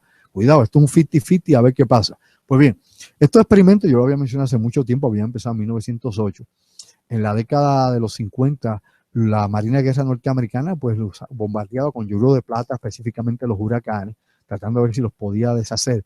Y de hecho se pensó, y oígalo bien, se pensó en un momento dado hasta usar armas nucleares, una bomba nuclear para tirarle al ojo del huracán. Hasta en eso se pensó, especialmente en la década de los 50, que vea si es verdad o no. Yo lo invito a usted que vea la cantidad de documentales que hay sobre el uso de energía nuclear en Estados Unidos, las pruebas nucleares en Nevada, en Nuevo México, allá en el atolón allá en Bikini, ¿verdad?, las Islas Marshall, etcétera, donde hasta se hicieron explosiones nucleares para ver cuál era la resistencia de los tornillos y las vigas de acero. Explotaban una bomba de varios megatones, ¡blah!, a volar, a derritir, a ver cómo la estructura de tornillo funcionaba. Había cuantas cosas había para tirar, era como los nenes tirando chiribón de despedida de año, pues así estaban los científicos, así de tontos, locos y sin idea.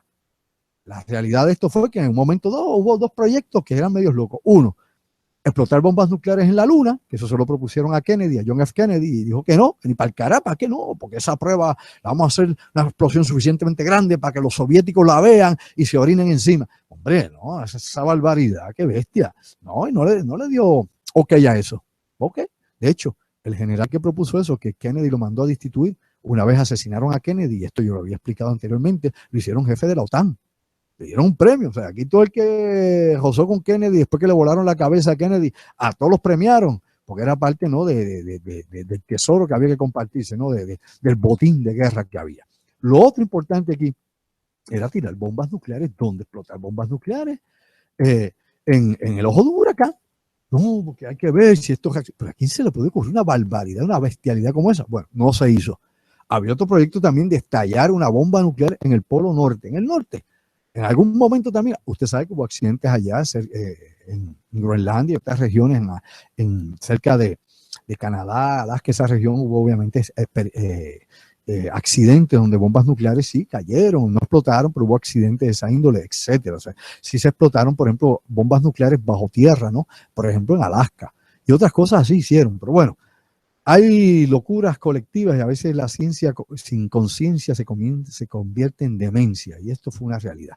Pues bien, esta cuestión del agua pues ha llevado a lo siguiente. Ustedes saben bien que yo hablé muchas veces aquí de las Olimpiadas del 2008 allí en Beijing, en China, donde pues sí, los chinos compraron cohetes con químicos y bombardearon las nubes con artillería y cohetes y lograron que no lloviera allí, aunque se inundaron las provincias cercanas a Beijing y allí hubo inundaciones y murió gente y todo. Pero bueno, pudieron hacer que las lluvias se adelantaran en una región antes de que llegaran a Beijing. Lo que ellos hacían es que bombardeaban las nubes antes de llegar hasta la zona de las Olimpiadas en otras provincias. Entonces el agua se descargaba toda allá, luego se disipaban las nubes y no llovía en Beijing.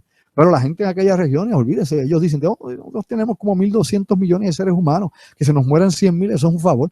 En esa mentalidad, lamentable pero cierta, las personas como un número. Mientras más gente hay, menos consideración hay para ellas. Por otro lado, precisamente ahora, el 1 de mayo, que se dio el Día de los Trabajadores y la primavera, los rusos hicieron lo mismo el 1 de mayo, esta misma semana pasada, ya, lo hicieron. Quisieron, pues bueno, el domingo, también antes de que llegara la gran celebración del 1 de mayo allá en Rusia, ellos bombardearon también las nubes para que lloviera antes en otras regiones allá y el día estuviera bonito, claro. De hecho, estos servicios se le venden inclusive a los millonarios que quieren tener un día bonito de campo para una boda, contratan estas compañías para que el día esté soleado, no solamente para producir lluvia, es para que el día también esté soleado. Así que hay mucha gente que está perdiendo el espacio, que como, no sé, es que saben disque de ciencia y no saben nada, no saben lo que pasa en su mundo. Hay gente que se quedó con el librito de los 60, el libro de texto de los 60 y no evoluciona. Pero este programa es de vanguardia y hay gente que puede, no, ¿cómo va a ser? Pues hombre, es mi culpa que usted no esté al día. Yo aquí lo estimulo para que usted vea y verifique información y, hombre, que su intelecto suba y que su conocimiento se amplíe y se dé cuenta que esto aquí no es venir a hablar, qué sé yo, de grises y cosas raras por ahí que campean por su respeto. Eso tiene su momento para discutir todas esas fenomenologías que también son interesantes y que también tienen una razón de ser, más allá de lo aparente. Pero bueno, cuando las cosas pues hay que cogerlas con seriedad, pues bueno, es ante la evidencia de lo existente y a los hechos como tal. Pues bien, interesante todo esto. Otra cosa que también publicamos y que vamos a una pausa ahora, voy a venir precisamente con lo del dinero. Vamos a empezar a hablar del dinero cibernético y los planes que hay de transformar, ¿no? De eliminar el dólar próximamente, y no es para hacer el mero, ¿no? La moneda aquella que quieren hacerle México, Canadá, Estados Unidos, por favor, eso ya está descartado hace mucho tiempo. Vamos a hablar de otra cosa, que es lo que está pasando actualmente en Wall Street, y vamos a hablar también de las nuevas armas de combate que hay, y también, óigame, de lo que usted tiene que saber, los detalles que utiliza la Agencia Nacional de Seguridad y el Homeland Security para saber si usted es un terrorista potencial o no, o si lo van a estar vigilando, para que se una acá al grupo y sea parte de la familia. Así que le digo una vez más, Pablo, ¿sabes qué? Llévatela, pégala a Puerto Rico. De la otra realidad, hoy, viernes 6 de mayo, tu amigo Andrew Álvarez. Oiga, yo empecé, yo me había quedado dando vueltas el jueves, 5 de mayo, qué barbaridad. A veces el tiempo a uno se le diluye en la mente y no hay, no sé, cosas pasan de cuando en vez. Como he dicho yo tantas veces, el tiempo y el espacio como que a veces se nos dilata de alguna forma o manera, o se nos extiende a muchas personas, y el tiempo sigue corriendo, no perdona, ¿no? Seguimos girando alrededor del sol y quién sabe en qué podamos estar de aquí a un año todos nosotros, de aquí a 2 años, en Puerto Rico de hoy, que es preocupante. Hago esta nota al calce de todo esto porque yo estoy muy preocupado por lo que pasa en nuestro país y por la posición que podamos tener próximamente. En los últimos tiempos hay muchas personas que están preguntando sobre un posible desastre en los Estados Unidos, ¿no? Algunos hablan de la falla de San Andrés, otras hablan de la falla en Maverick, otras hablan de la otra falla que hay en el Océano Pacífico frente a las costas de Washington, del estado de Washington. Y se habla de mucha inestabilidad geológica, inclusive de Yellowstone. Bueno, si nos vamos a poner a pensar en eso, olvídese, se suicida la gente y se vuelve loca y sin idea. Pero la realidad, y esto es bueno que lo sepamos, es que si hubiese algunos de estos fenómenos se dieran realmente, como algunos han proyectado, y no estoy hablando ahora de visionarios, ni de psíquicos, ni de visiones de nadie, sino de proyecciones que han hecho inclusive geólogos. Algunos pues un poco charlatanes, ¿verdad? Hubo uno que estuvo hace unas semanas atrás prediciendo que iba a haber un terrible terremoto tal día, tal hora, tal fecha, y el tipo pues se ha colgado varias veces diciendo la misma tontería, que de hecho había trabajado en el US Geological Survey, pero bueno, para no darle mucha coba a eso, sí es importante saber que existe una preocupación genuina entre los científicos de los Estados Unidos que obviamente le dan seguimiento a la actividad sísmica de volcanes y obviamente geológica, y que existen unos peligros potenciales reales que están ahí. La mala noticia para los puertorriqueños es que aunque esas cosas revienten, haya la falla de San Andrés se active, que sea un terremoto 8.1, 8 grados, escala Richter, o la calle en el océano, o inclusive el Madrid allí afecte el área de este Estados Unidos, eso no va a afectar directamente, geológicamente hablando, no. Acá nosotros no va a haber réplicas ni movimientos sísmicos en Puerto Rico. Acá nosotros tenemos otras placas que son las que podrían ser un problema, ¿no? Y recuerde que en Puerto Rico no hay volcanes. Aquel que dice que Yunque es un volcán, ese se fumó algo de eso bien barato. Esa es de la cosa de la sintética que le venden en el garaje, de las sales chinas. No, aquí no estamos, ni la isla está sobre una puntita, ok, la isla no está en una punta haciendo equilibrio, eso es un disparate. Nosotros somos la cima de parte de una cordillera que hay submarina y Puerto Rico está sólido ahí. Ni el Yunque es un volcán ahí que va a reventar, ni ningún cuento chino de, qué sé yo, de Chinito Chanclé, nada de eso, ni de Fumanchú. Así que los problemas nuestros son fallas geológicas que sí hay en tierra y que sí hay bajo el mar también, y obviamente las placas tectónicas que están haciendo una enorme presión. A algún momento eso va a pasar y es inevitable, es la naturaleza, ¿no? Pero aparte de eso, si hubiese un incidente catastrófico en los Estados Unidos, aquí se va a reflejar en qué. ¿Se va a reflejar en qué? En que obviamente Puerto Rico va a pasar a ser la prioridad número 1600 que tenga Tío Sam o el Congreso o el presidente. O sea, nosotros nos perdemos ahí la lontananza, porque obviamente la mayor parte de los recursos, o casi todos los recursos, van a ser utilizados para qué, para resolver una crisis que si fuese algo así como la falla de San Andrés, que afecta no únicamente a California, podría afectar a otros estados, o lo que pueda pasar con Madrid, que podría afectar varios estados norteamericanos del centro y del este, pues obviamente los recursos van a ir para allá. Así que Puerto Rico podría pasar por un problema sumamente grande al no tener acá a lo mejor las cosas de primera necesidad que se van a necesitar allá, porque ni siquiera FEMA en todo su apogeo podría bregar con esto. Piense y piense bien. Por ende, siempre hemos señalado que hay que tener preparación, no únicamente por lo que pueda pasar en Puerto Rico, sino lo que pueda pasar en el exterior. Porque cualquier cosa que pase en los Estados Unidos, oiga, cualquier cosa que sea de gran magnitud, que sea devastadora allá, va obviamente a afectar, ¿qué? Pues va a afectar obviamente los productos de primer necesidad o el alimento, lo que venga para Puerto Rico desde Jacksonville y de los otros muelles que sale alimento o equipo para Puerto Rico. O sea, todo eso va a afectar el tráfico que va a ir para Puerto Rico. Así que acá estaríamos en una crisis también, pero como ellos estarían bregando en el continente con una cosa devastadora, pues obviamente nosotros somos, ya usted sabe, ¿a qué le importa? ¿Cuándo le importa y cómo le importa? Olvídese. Así que, ojo, haga su preparación siempre, lo vuelvo a decir por enésima vez, toda la vida hemos estado aquí recalcando esto por años y años y años y años, como una voz que clama en el desierto, y parece ser que a mucha gente le importa un pepino engolo. La realidad es que use siempre, ¿no?, la moraleja de la cigarra y de la hormiga.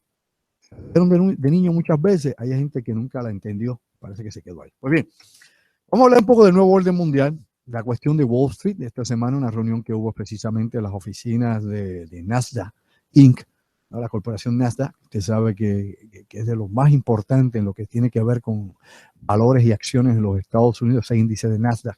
Y aquí hubo una reunión, obviamente bien interesante, en Times Square, en las oficinas de Nasdaq Inc., donde 100 ejecutivos norteamericanos se dieron cita ahí de las compañías más importantes de los Estados Unidos.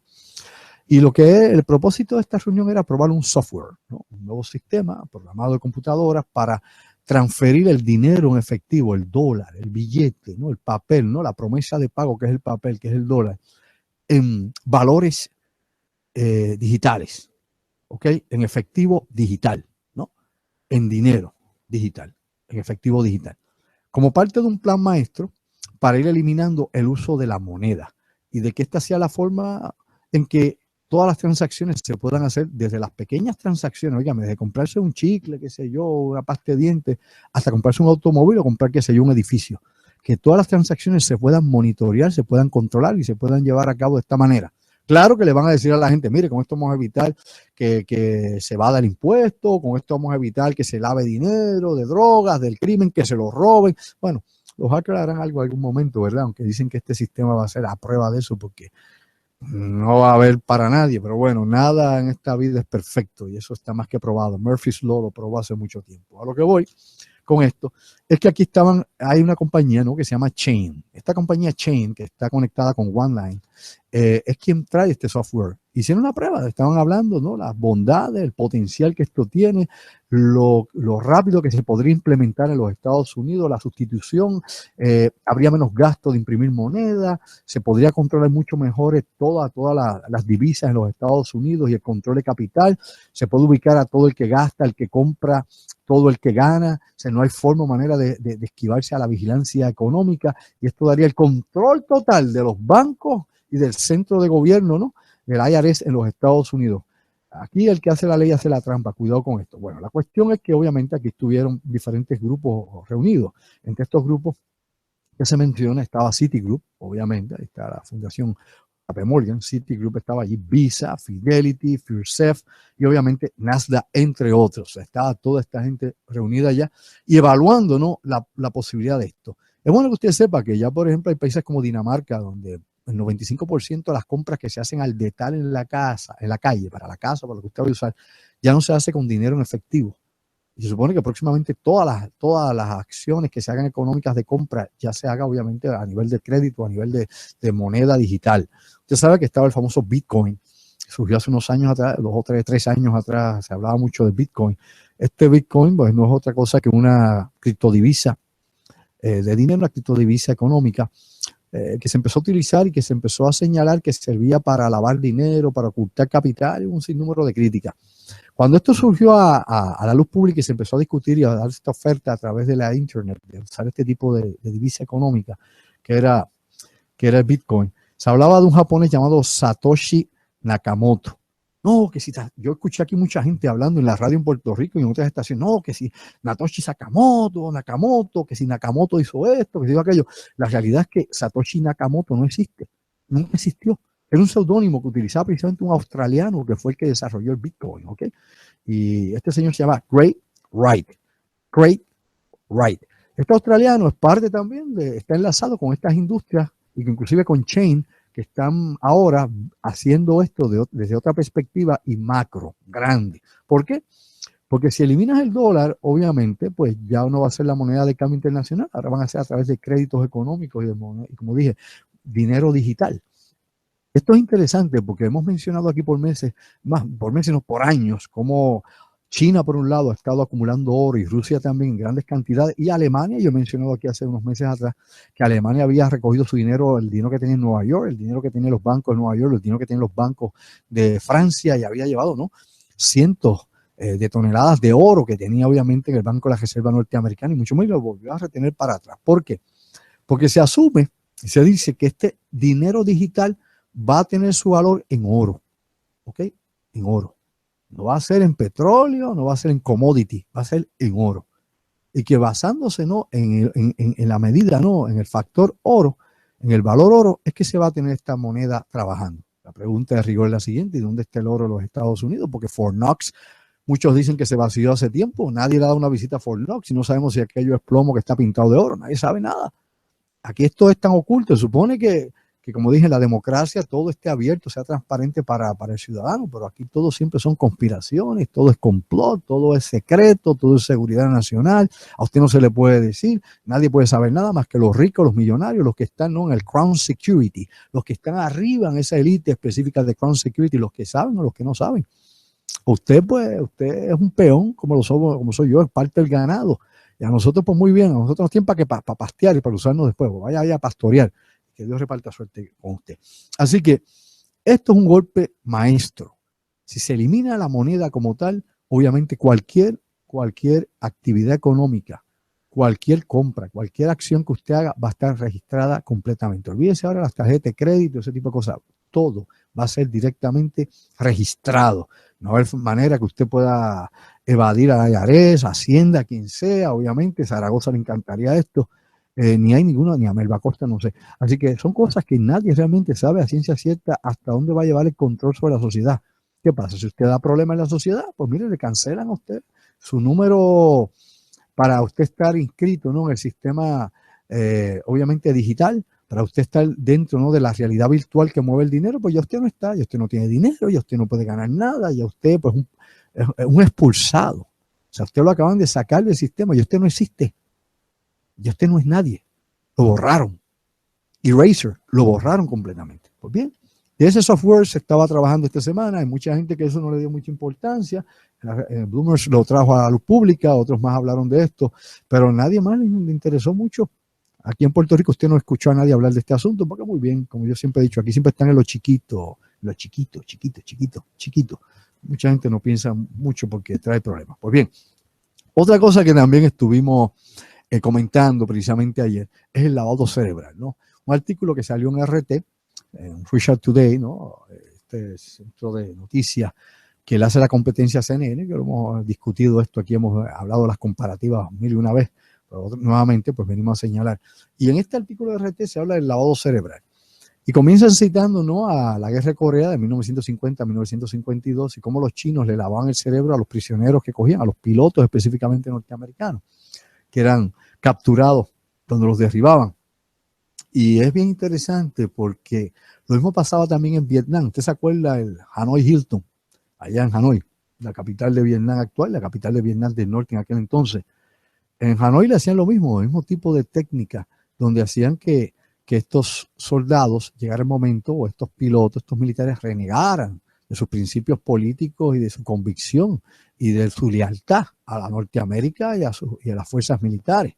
Y esto, pues, algunos le llaman también efecto Estocolmo, que ha pasado con muchísima gente, hasta con Patricia Hearst. ¿Se acuerda del ejército simbiótico aquel? En los años 70, Patricia Hearst, que la raptaron, la secuestraron, la violaron, la ultrajaron, hicieron de todo y después ya se convirtió parte de este ejército para ir a asaltar bancos. Bueno, famoso Patricia Hearst, de la familia esta de periodistas, de dueños de medios de periodistas, allá de medios de periódicos en los Estados Unidos. Pues bien, traigo todo esto porque en Estados Unidos también llevó a cabo una serie de proyectos. Mientras RT habla de los chinos, habla de qué sé yo, de cosas que se ha hecho, de Jim Jones, que también es parte de este proyecto, es parte de un proyecto de la CIA también, lavado cerebral, de los cultos, etcétera. No habla la KGB y lo que la KGB hacía, obviamente, allá en el archipiélago Gulash. En el archipiélago Gulash llevaban a los disidentes políticos, allá les lavaban el cerebro, los torturaban, le hacían de todo, a otros los llevaban a la Siberia. O sea, de eso no habla, obviamente, de la época de Stalin y la época de Nikita Khrushchev y cómo hacían salvajismo, ¿no?, barbaridades con los disidentes políticos, y hasta se crearon un estado psicótico. Decían que había una psicosis política, que todo aquel que se levantara en contra de la Unión Soviética o del sistema comunista era un enfermo mental, por ende había que asilarlo y darle electroshock, meterle drogas antipsicóticas, etcétera, etcétera. Ya usted sabe el cuento. En los Estados Unidos tampoco se menciona ahí el proyecto MKUltra, donde lo que se hablaba era obviamente usar alucinógenos con las personas, y luego los equipos que se desarrollaron, ¿no? Por ejemplo, para utilizar frecuencias de ultra baja frecuencias, luego también se utilizaron microondas, etcétera, que eso es lo que ha llegado hasta la actualidad. Ese otro tipo, por ejemplo, de lavado cerebral transcranial. Eso es más avanzado, pero empezó obviamente con la CIA y el uso de alucinógenos, y también, por ejemplo, con el uso del suero, la verdad, el pentotal sódico, que se usaba con los prisioneros de guerra, aparte de los choques eléctricos, electric shock y esas cosas que usaban con los prisioneros de guerra en Vietnam. La CIA experimentó con el suero, la verdad, y varias versiones de él, aparte del famoso BZ que hemos hablado aquí también. BZ, bueno, es una de las drogas más terribles, si usted quiere hablar del mundo, obviamente crea psicosis permanente. Pero bueno, la cuestión es que cuando usaban a estos prisioneros de guerra, luego que los usaban, les inyectaban una inyección de sodio y los acababan de matar, ¿sí? De sodio. Ellos le metían pentotal sódico y después le metían una pequeña inyección de sodio y ahí pues, se iban a un paro cardíaco y se acabó. Y así los eliminaban. Había un señor que dirigía todos estos experimentos de nombre Cindy Goldier. Era el director médico, especialista en estos protocolos y en esta investigación de lavado cerebral de la CIA en aquel entonces. Así que tanto chinos, rusos, coreanos, americanos, todos usaban estas técnicas. De hecho, en Alemania Oriental, la Alemania democrática, que era la Alemania comunista, también todo el mundo tenía, esto es parte, ¿no?, el modus operandi que todos tenían de lavar el cerebro a la gente y de enfrentar obviamente estas cosas, de cómo bregar con los disidentes. Pues bien, yo le había dicho hace un momentito que iba a decir algo, ¿no?, de las personas que pueden ser identificadas como enemigos del Estado o potenciales terroristas, sean domésticos, locales, extranjeros, el que fuera. Y hay que buscar la definición legal de terrorismo. ¿Y cuál es la definición legal? Porque hay diferentes formas de verlo, pero la definición legal de terrorismo es uso de la violencia con el propósito de avanzar causas políticas, religiosas, ideológicas, matando civiles y creando el caos. Eso es la definición de terrorismo. Y es parte, ¿no?, de la guerra psicológica, porque los efectos a largo plazo del terrorismo obviamente es pánico y terror. Es decir, crear obviamente disasociación en la sociedad, crear ese caos colectivo que no permita, ¿no?, que todo funcione como debe funcionar. Fíjese, como dije hace un rato, Francia, con las tropas campeando por sus calles y patrullando todo aquello allí, porque obviamente no han podido regresar, al igual que ha pasado con Bruselas, no han podido regresar a la normalidad. Y nosotros tampoco hemos regresado a la normalidad. Cada que usted viaja en avión hacia otra parte del mundo, hacia Estados Unidos, eso no es normal. Usted tiene que pasar por un registro completo. Pues bien, importante es lo siguiente.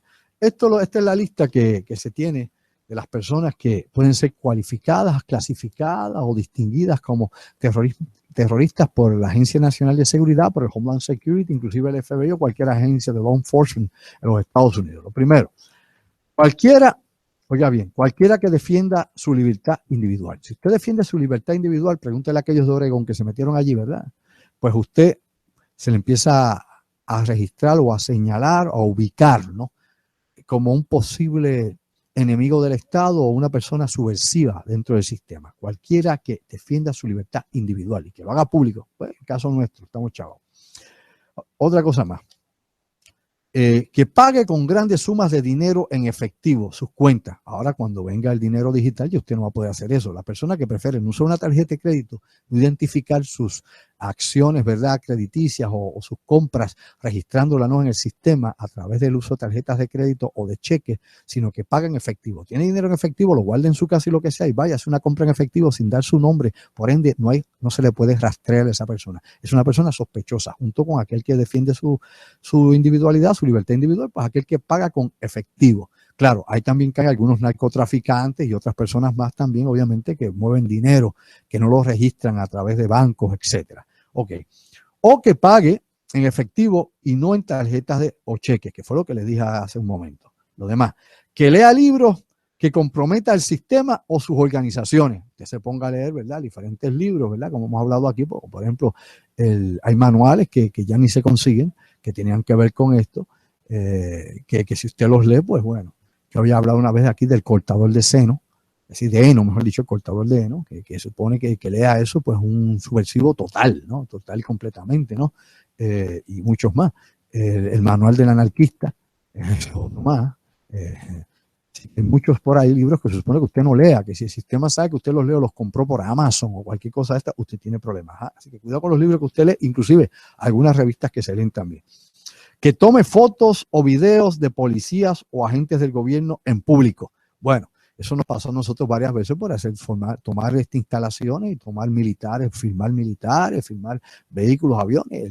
Mi compañero y amigo muchos años, el ingeniero Orlando Pla, le ha tomado video a cuánta cosa hay por ahí, así que supongo que lo deben tener en un team list precisamente por eso, al igual que todos los que hemos estado involucrados en investigaciones serias y comprometidas precisamente, no cositas raras, tontas o fabricadas, sino obviamente filmaciones en instalaciones, obviamente desde un punto, digamos nosotros, público, ¿no?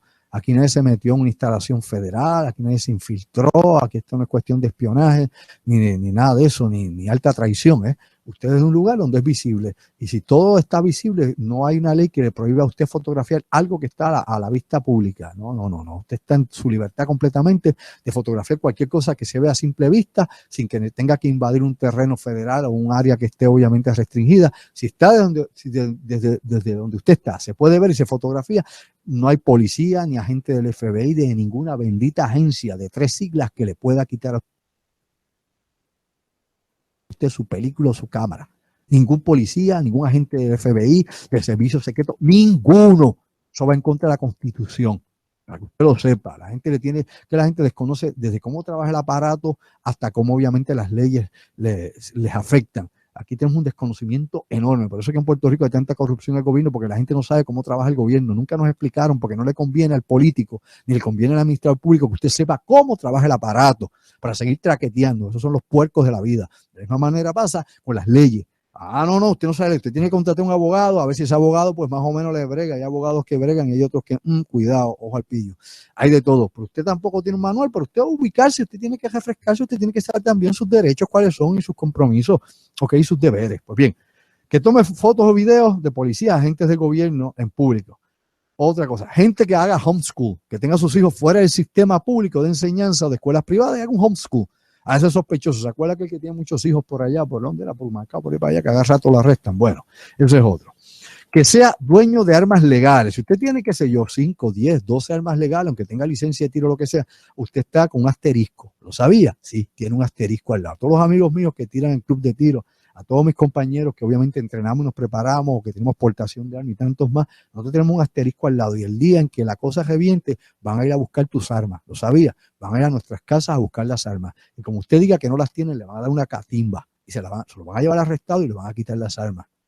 ¿No sabía? Pues bien, despierte. Para todos esos que están por ahí en páginas, que si armas, aquello, son pobres, de verdad que son bien ingenuos. A mí me da pena. Yo los veo a muchos amigos míos y otros que no conozco publicando las armas que tiene, que si en páginas de ProArma, que si zombies, que si lo otro, bla, bla. Por favor, qué boludos, sos unos boludos. Le dan todos igual que el perfil de Facebook. Está toda la información de lo que tú tienes, dónde lo tienes, cómo lo tienes, qué es lo que hace, qué practica, qué no practica. Y a la hora de la ley marcial, a la hora en que venga aquí, obviamente, la seguridad nacional, ya tú estás leído. No te salva ni Tío Peluca, ni el médico chino, ni Rasputín. Te llevó el diablo, para que lo sepan, ¿ok? Eso es importante. Los dueños de armas legales, no estoy hablando de los ilegales, porque esos campean por su respeto y a eso los van a ejecutar automáticamente. Bajo ley marcial en Puerto Rico, el plan que yo he tenido acceso a poderlo ver, óyame, al plan federal de manejo de una crisis en Puerto Rico, a todos esos que andan con armas ilegales los van a ejecutar. No, eso es un juicio marcial. ¿Sabía qué es? Un juicio marcial inmediato. Ahí caducan todos los derechos civiles. ¿Lo sabía usted? Todos. No hay derecho civil, ni abogado, ni la madre, ni unión, ni nada. Se lo llevan y usted se cayó la boca y se acabó el evento. Nada. Y mientras más, peor es la chavienda, por decirlo de esa manera, no decirlo de la otra. Ok. Que hable a favor de la segunda enmienda, ¿ok? De la Constitución americana. No puede estar hablando, no, la segunda enmienda, que si nosotros somos de la segunda enmienda, que si las armas, que si derechos, eso están todos fichados en Puerto Rico como están fichados en los Estados Unidos. Ya estamos ya al final del programa. Obviamente, y otro importante, que simpatice con Bernie Sanders. Se chavó Bernie Sanders. Antes no era Bernie Sanders, o sea, ahora es Bernie Sanders. O sea, ahora si usted simpatiza con él, se fastidió.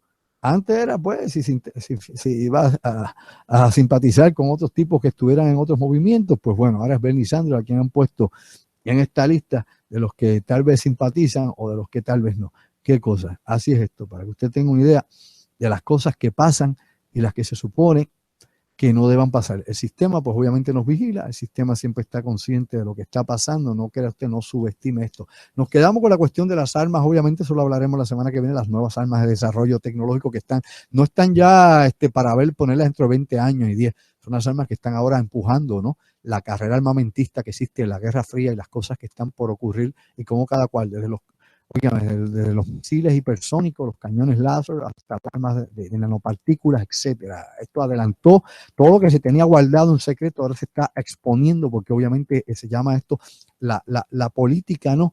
De crear digamos, igualdad o balance de armamento, ¿no? Entre unos y otros. La política disuasiva de la Guerra Fría. Queremos disuadir al otro, que no metas mano porque te voy a dar bien duro también. Y las superpotencias, después de la Segunda Guerra Mundial, como dije, decidieron que como hay armas de destrucción masiva, si peleamos nosotros, se acabó el mundo. Que peleen tercero.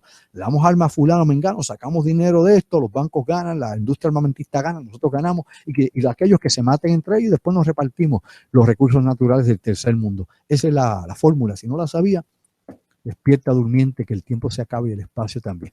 Gracias, mis amigos, por habernos sintonizado hoy viernes acá en La Otra Realidad una vez más. Es tu amigo Andrew Álvarez en los controles esta noche. Pablo estuvo aquí dando la milla extra con nosotros hoy viernes. Mi productora Denise Gilbert, como siempre, conectada a través de la internet en Andrew Álvarez Chalón PhD. Óigame, también estuvo transmitiendo acá, bendito, no estuvo hoy acá porque está recuperándose también, ¿no? De una afección. Carlos Figueroa, nuestro webmaster, que le mando un abrazo. Carlos, para adelante, hermano, eres de los buenos, que te mejore y que estés el viernes que viene aquí dando la batalla conmigo. A Carlos Figueroa un abrazo, el webmaster. Óigame, pregúntaselo al Webmaster también. Y recuerda mi página, Andrew Álvarez Chardón PhD. Puedes escuchar este programa mañana diferido en iVoox.